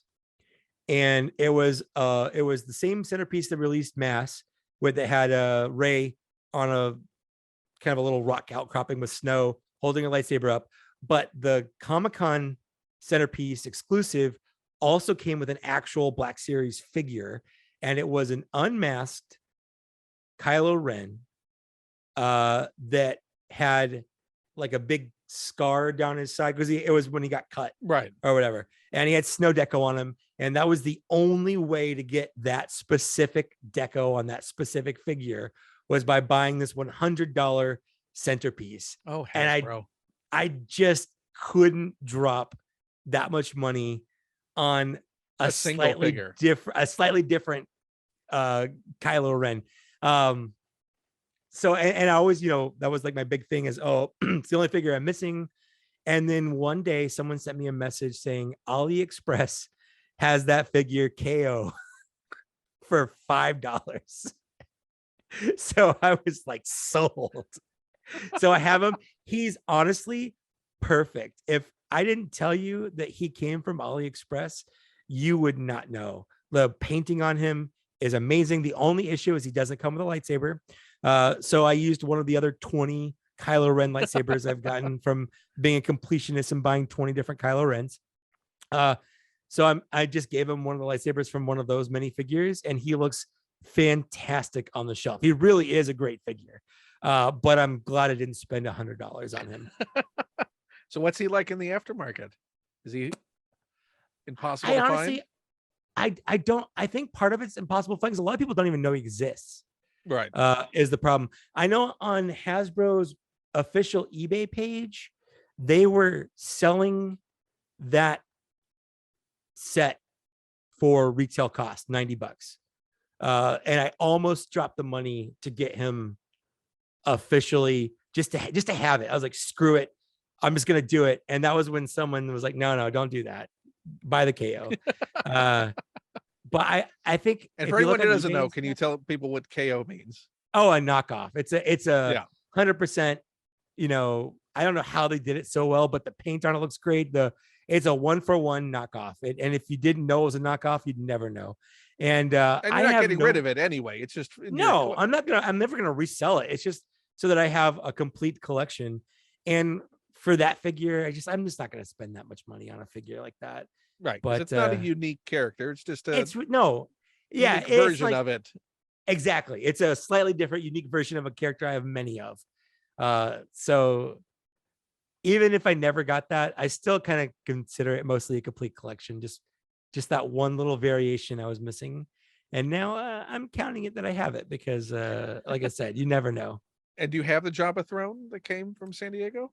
So I only collect, I'm only talking figures. I'm not talking like play sets. Yeah. So like, I don't buy a lot of the re-releases. If there's nothing different, I'm not going to buy it because I open them up anyway. And you'd never know, like whether my Boba Fett was archive or original, like you're never going to tell because it's out of the package. Right. So I don't go in for that. My Jabba the Hutt is just the regular retail release Jabba the Hutt. But I did have a viewer, his name is David. He made me a foam Jabba the Hutt sled. And it looks fantastic. So my Jabba the Hutt's sitting on that right now. So he's not just free sliming it. No, on he's not. yourself. No. He actually looks A term that I am amazing. not proud Yeah. to have come No. up with just now. You know what? I'm I very- like it. Free sliming is what we're doing. I'm actually going to drop it on my podcast because we're recording that tomorrow. So My gift to you, oh, thank you.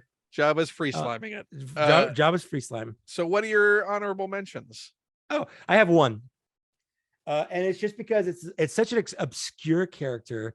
Was it almost on the list? Was this? It was honorable almost because- on the okay. list. It was almost on the list.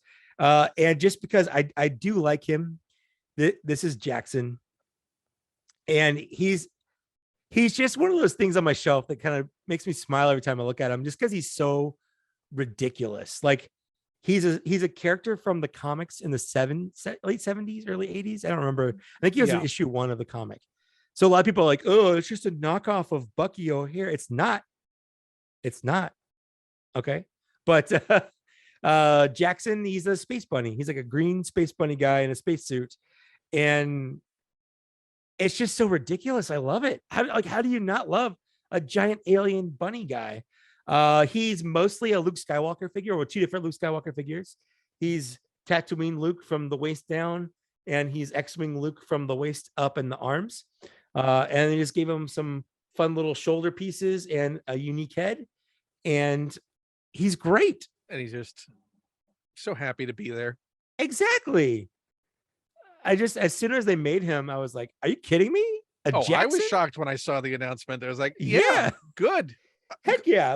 I want that. I want Hasbro to get, that was one of the things. Yeah, that was one of the things that Hasbro did with it was a vintage collection at the time, but the 3.75 inch line was they went through a period where there wasn't anything new Star Wars stuff. So they were just making weird stuff.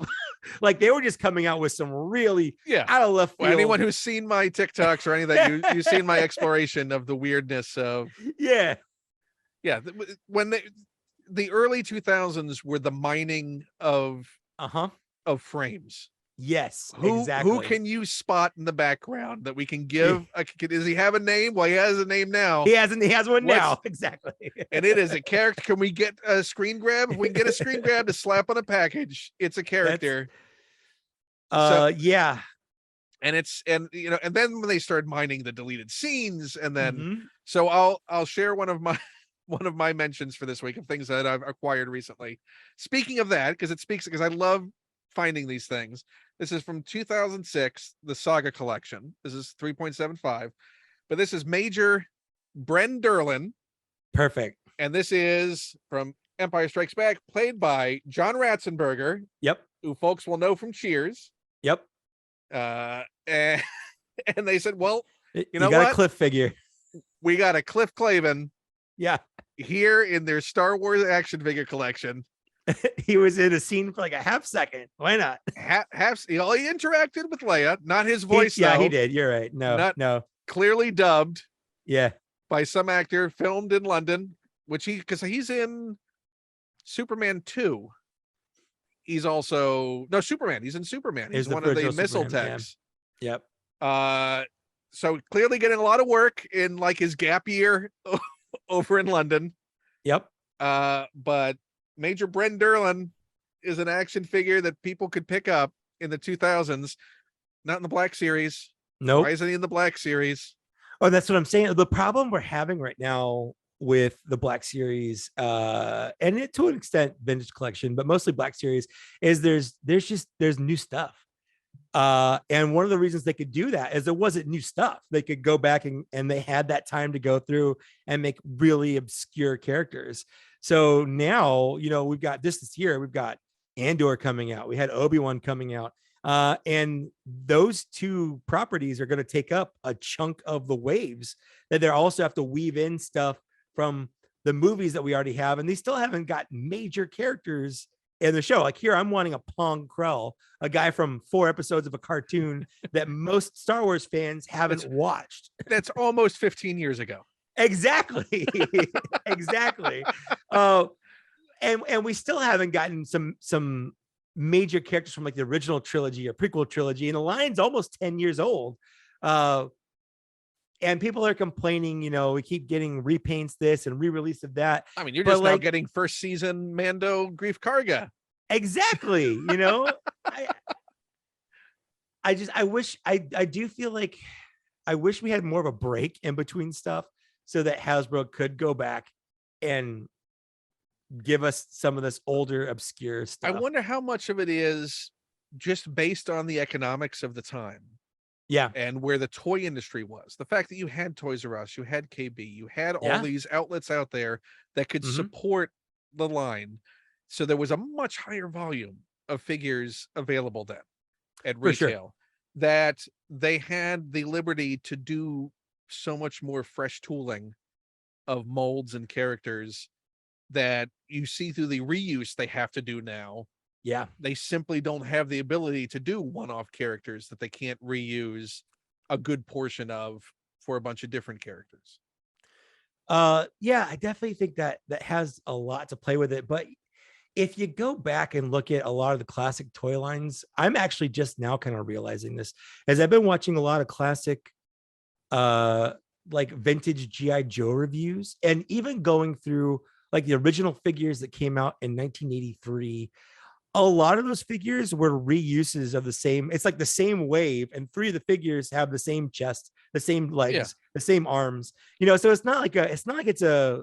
To be fair, they were an army, so you would hope that there would be some standard issue. I'm just saying it's not a 2022 problem. It's something that's always been there. But yeah, because it makes sense. Yeah, if you can economize that way. But that's why I think those early 2000s were just a weird period. It was a weird time. Where it just, the industry allowed them to go, well, let's go weird, let's go well, no, we'll be able to get it in retail. Star Wars is selling.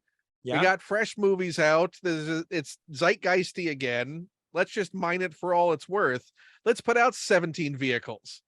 Let's put everything out. Let's do 4 different versions of this. So it's a weird time for toys. It is a weird time for toys. You're right, because we don't have KB Toys or Toys R Us anymore. Those are the Bain Capital, and Mitt Romney killed those. Right. Or something that you mentioned, toys really don't have kids today. They don't either. Well, yeah. Back when, when we were kids, there wasn't much to do other than go outside and play with your friends. And toys were just like an accessory for how you played with your friends. You used the toys to play G.I. Joe. And they were a black market economy. So much toy trading, and I remember trading all of my G.I. Joes for a Megatron. Exactly. But that's just not a thing anymore. The kids that do go out, I don't even know what kids do honestly anymore. I can't even pretend. But what I know is they're not buying toys. The kids aren't running to the toy aisle to clear the shelves. Yeah. To sell to other kids on eBay. Yeah. I will say today I work from home, and my wife had one of her friends over who has a small 5-year-old kid, and he came in and he slowly walked through my toy room like it was a museum, and he's like, is that Darth Vader?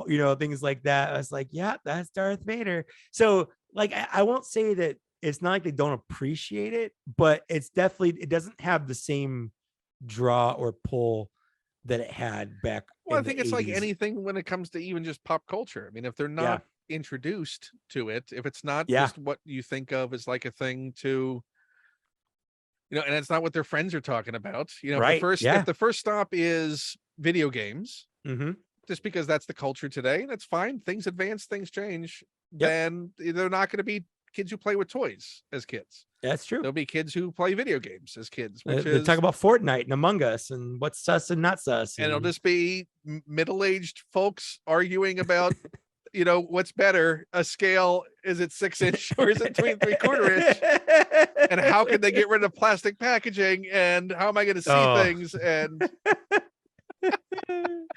oh man, there's one guy, because I'm friends with a couple other YouTubers, and the guy I do my podcast Black Series Cantina with, and we're friends with some other people, and we all kind of share comments that we get from people, and this one guy went through 8 of our videos collectively and made the same comment about how the plastic-free packaging is the worst thing. It's the Antichrist. It's the devil, whatever.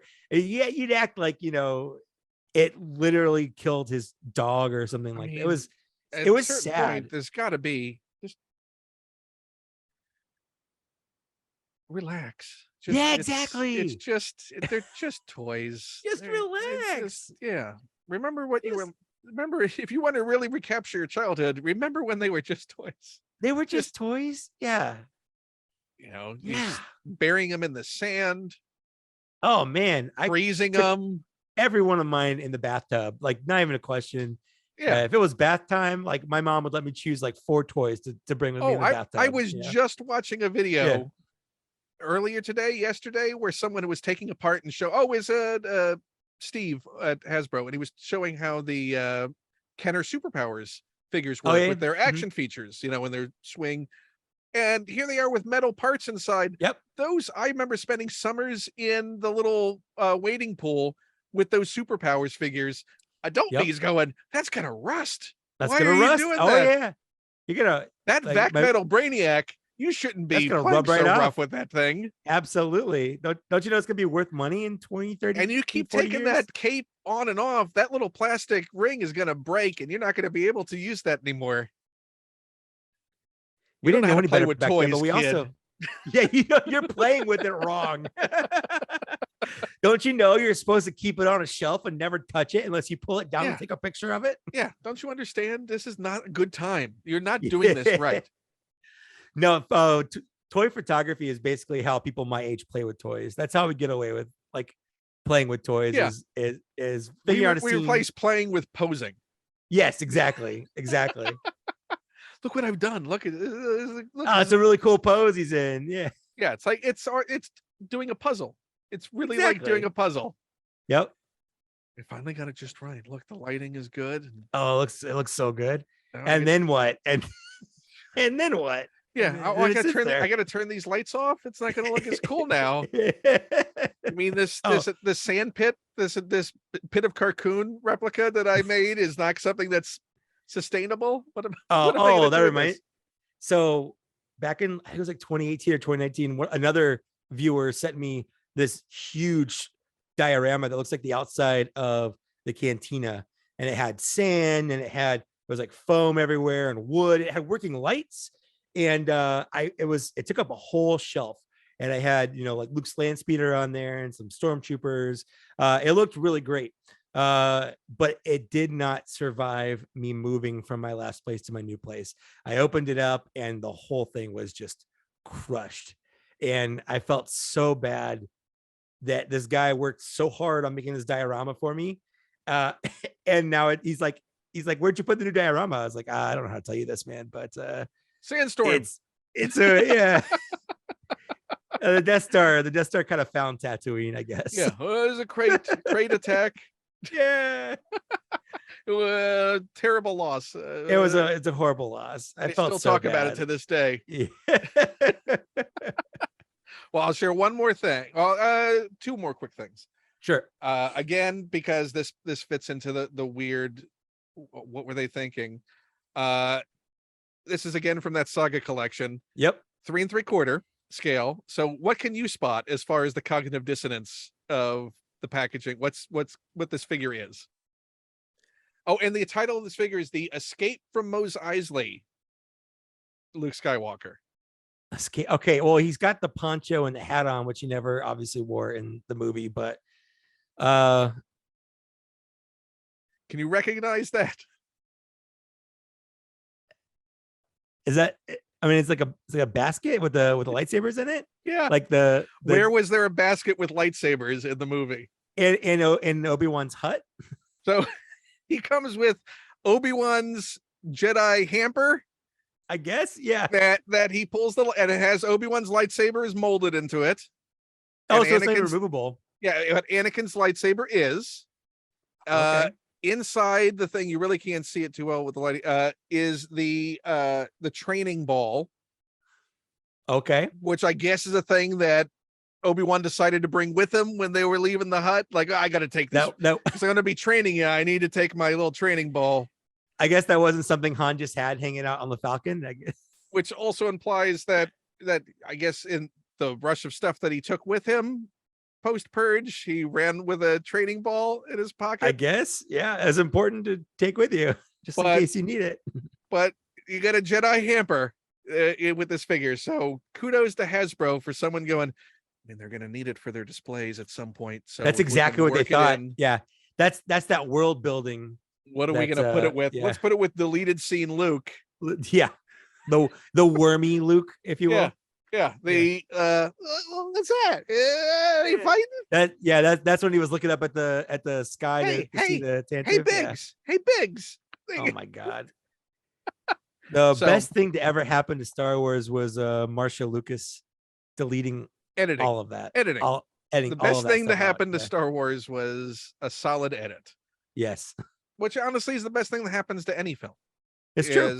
I mean, the good thing about great films is we haven't seen the horrible, awkward films they were before proper editing and post and music and the final product. There's a reason things get deleted. Yep. So, I forgot who, maybe it was Taika Waititi who said, not all director's cuts are better. It's true. Yeah. So, most director's cuts are 7 hours. The other thing, I really can't fit this in the frame, but shout out to Gentle Giant for continuing their line of jumbo figures. Oh yeah, they keep doing that. So now not just recreating the actual vintage Kenner, now we've got essentially the jumbo figure of the retro collection. Yeah. For all intents and purposes. I tried to explain the retro collection to my wife because I'm like, okay, yeah, they're just the 3 3/4 inch figures. She's like, yeah, but don't they make those? I was like, yeah, but they're the 3 3/4 inch figures that look like the original 3 3/4 inch figures, but they're not because they didn't exist then. So it's very convoluted when you try to explain it out. Figures didn't evolve, yeah, this is the way they would make those. Right. This is what they would look like. If figures didn't get better and couldn't be made better, yeah, if they didn't try to improve, it'd be this. It would still look like and this. Isn't it great? It's not my cup of tea, but I'm glad that people are liking it. Yeah, I mean, I encourage and I'm happy with Hasbro servicing all the different levels of collectors. They're catering to just about everybody, which is great. One of my favorite things about current toy line collecting is that we're finally getting things that look like they looked on screen. I'm not just talking Star Wars. Like I now have Ninja Turtles that looked like they looked on the screen. I have we remember Prime. looking at those He-Man figures of our exactly youth. They look nothing like the cartoon. Nothing like it, I have an Optimus Prime that looks screen accurate and transforms into a great looking robot and a great look, we have an Optimus that'll transform itself. Yeah, that's the world we live in now. That's the world. Why can't we appreciate that and photoreal? Why is that a hard thing? People just take a step back and go, we're living in a time of toy miracles.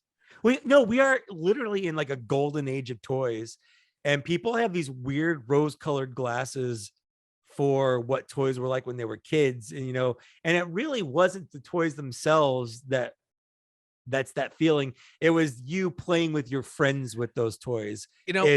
Is the feeling people have. I wonder if it's just the thing that I think is absolutely worse off. Yeah.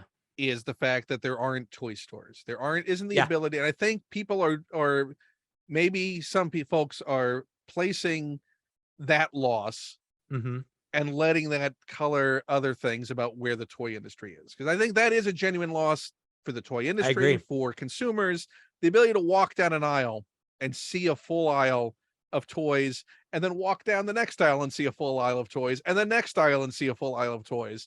Yep. When it was more than just what are the 3 pegs that have Star Wars figures in this Walmart, and there were like this one figure dangling from it and a big empty slot.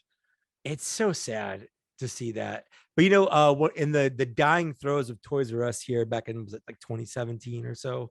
They did that thing where they had a bunch of overstock of stuff. In this case, it was movie Power Rangers, the Bandai ones that came out from that 2017 movie.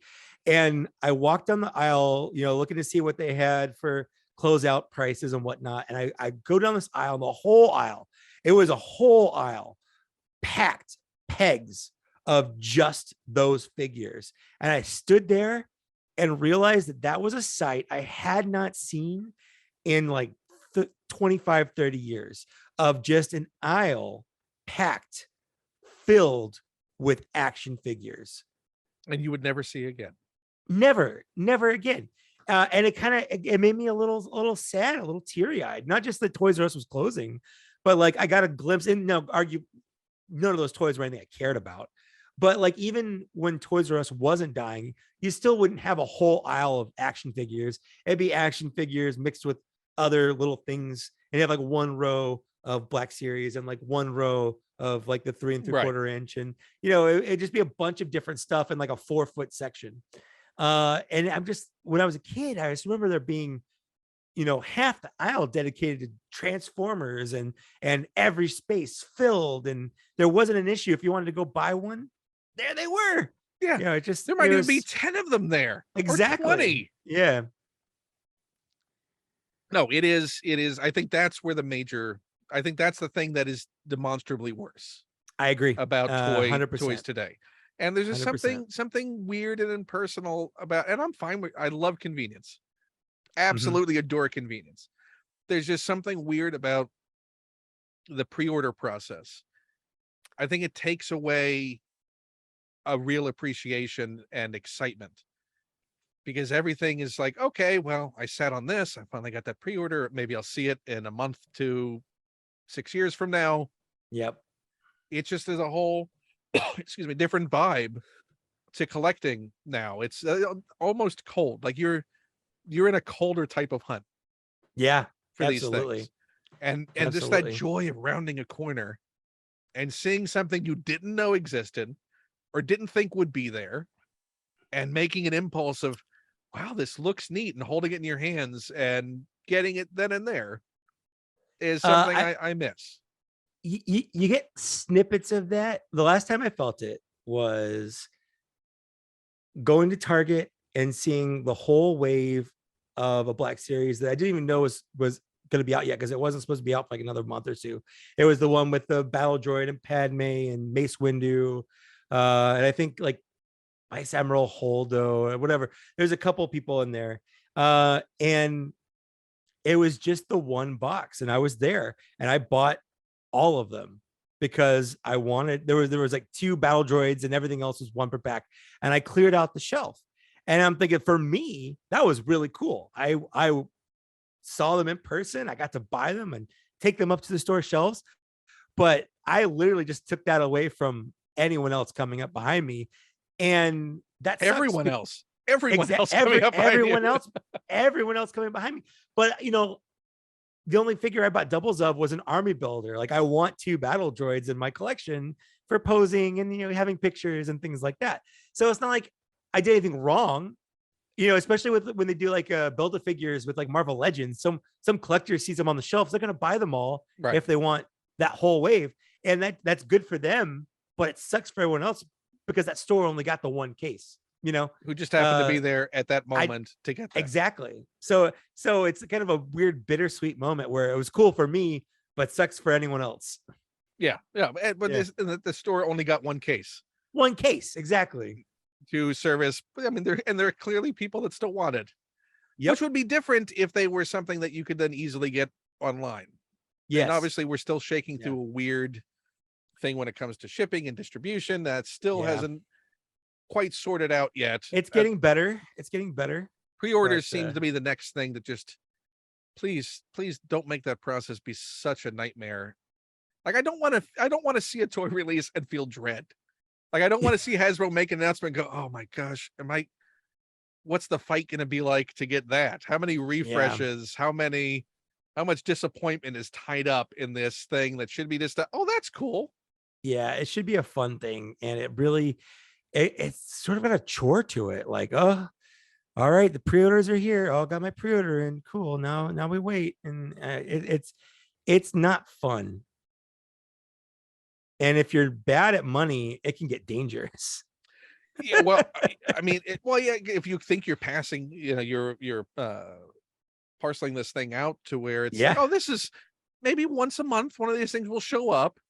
Not this Nope. month where what, like 150 things just suddenly said shipping, Yeah. shipping. Yes. So you asked me to do this 2 weeks ago, and we were going. I was going on vacation went to upstate New York, to Finger Lakes, and when I got back, and my father-in-law is like, "How much stuff do you order in a week?" And it was literally, it was just everything had come in stock that week and shipped to my house. So like all the stuff from Target that had been on pre-order for literally a year. A bunch of like the Rogue One pre-orders, like Galen Erso and the X-Wing pilot guy Anton Merrick, and the Jawa they just announced a couple weeks ago, and there's like a Power Ranger, and then like 20 other things I've had on pre-order for months, all decided to come out in the 2 weeks that I was not home and have my father-in-law picking up my mail. Oh, side note to Hasbro on body reuse, please make at least one other pilot body. Yes. Because that Anton Merrick, shorter than Ahsoka. Yeah, because it's a Luke. Is his problem? Yeah, he's a Yeah. Luke.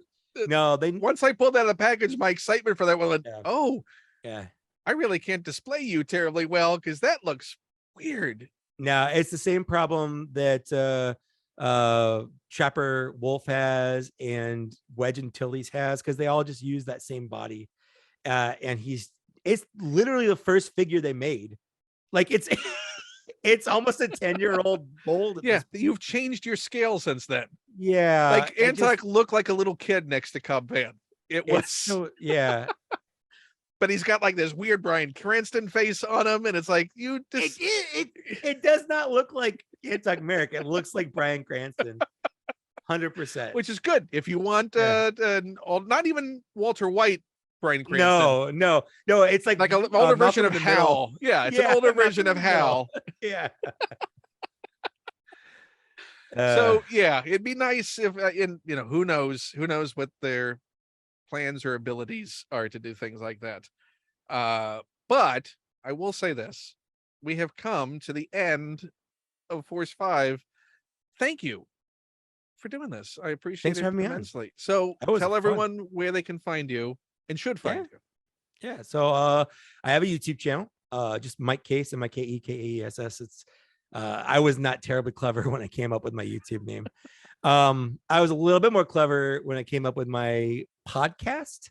That's Black Series Cantina. I do with my friend Zach, who runs the Instagram. Well, he runs a big Instagram. I'm not going to give him a plug. He's got his own stuff for that. You don't need to. You need to follow me. Yeah, this is your time. This is my time. This is your time down here. Up there is his time. Yeah, no, down here it's my.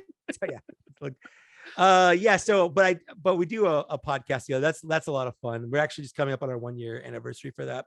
And then I'm also on Twitter at Mike Kaess, and I'm on Instagram at Trusty Sidekick. So I like to post pictures of toys and life and whatnot. And on Twitter, you get my usually somewhat drunken ramblings and whatnot that I'll do on there. And then on YouTube, I like to review toys in a realistic way. So I'm actually probably gonna do this Saw Gerrera here. I like him a lot. So I probably will. I'm not gonna do. I've changed my review style so much, man. I used to, like, when I first got him, I would literally just open them up and talk about it, and then that was it. And then I'm like, no, I should put thought into it. So I started scripting it out, and then it just got overwhelming. Like, oh my God, it just takes so much time to do one review. I don't have that much time. So now I'm kind of going back to just, what are my thoughts off the top of my head? Like, that's good enough. Yeah, but then you don't want to get to a point where you're dreading doing exactly. Like, it's like, how much work do I really want to put into it versus just getting it done and having fun with it? What was the fun? Exactly. So I've kind of scaled back a little bit. I mean, I can't wait for your review because I can't see any reuse on no, 100%. No, he's new. He's all brand new. You can usually tell by the legs on a Black Series. Right now, if you get a figure and they have double jointed knees, that means there's reuse. If you get new legs, that usually means that there's no reuse. So a good example of that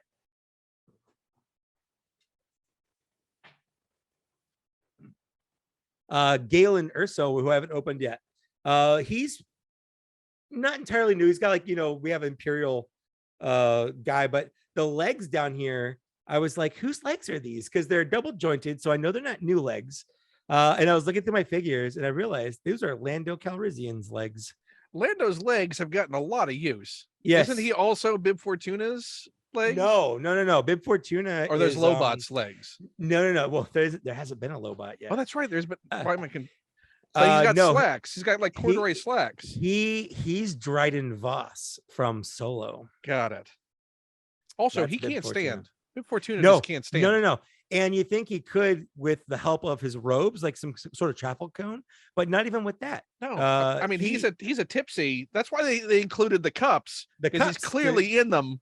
No, he has been drinking heavily. And yeah, this is the stand that is under it to make sure he doesn't fall forward. Yeah, I hit mine with a little, because his ankles are a little loose, especially under the weight of all that rubber. So I got a bottle of this stuff right here. This is Kiki Fix Loose Joint. I don't know what it is. It's like it's not Elmer's glue. You probably don't want to know what it is. I probably don't want to know. Just know that it works. What I know is you hit a joint with it, you rub it around, and you leave it there for a couple hours, and it stiffens the joints up pretty well. So poor Bib. Yeah, but he has an issue for sure. Well, we got a Bib. We got a Lando. We need a Lobot. Yep. We need a Lobot. He's on my list of figures I want for sure. Which I'm surprised we didn't get him for the anniversary. I thought for sure we would. I'm pretty sure he came in second when they had the poll of. And they're like, nope, we're sending him to TVC. Yeah, no, Vintage Collection's going to get him. Yeah, no, Dagobah Luke won, and we got Dagobah Luke, and he's a great figure. But I think a better Yoda. Way better, absolutely, 100%. Yoda, he had the opposite problem that R2 had, where he was too big. So now we got a better in scale Yoda. But yeah, like it was literally Dagobah Luke, and then Lobot was like a close second, and they were like, nah, come on, nah. Oh, that's as bad as that Rancor. It's like if it's within, if it's that close, just make the thing. Just you're making up your own rules. Why aren't you just 430 off from that? I had 3 funded. I was very sad about that. Could have had a Malakili, right? And you can't tell me that that's not tooled. You can't tell me that the Luke isn't the Luke we're getting. Oh no, the retooled for. That 100% was destined for cards. Yeah, the new Luke they just announced is the Luke that was going to come with the Rancor. So are we betting $1 we get a Malakili next year out of nowhere? I don't think we will. I don't know. I really hope so, but exclusive, like a Hasbro Pulse. If they did Hasbro Pulse or a convention exclusive, San Diego, I don't know. San Diego next year. Give us. I don't really want a unique figure like that. I like it when they post Rancor death Malakili, and that's how we can rationalize that there's no Rancor. There you go. He's still, he's working at the restaurant now. He's healing. He's in a better place slightly now than where he was. He's still grieving, but this is Malakili. He's working the line at the restaurant. I mean, I'll take it, but every time I look at him, I'm just gonna think about the Rancor I don't have. Yeah, I don't understand what's going on with Hasbro Pulse, or what the purpose of it is supposed to be if it's not. Come on, fudge 400.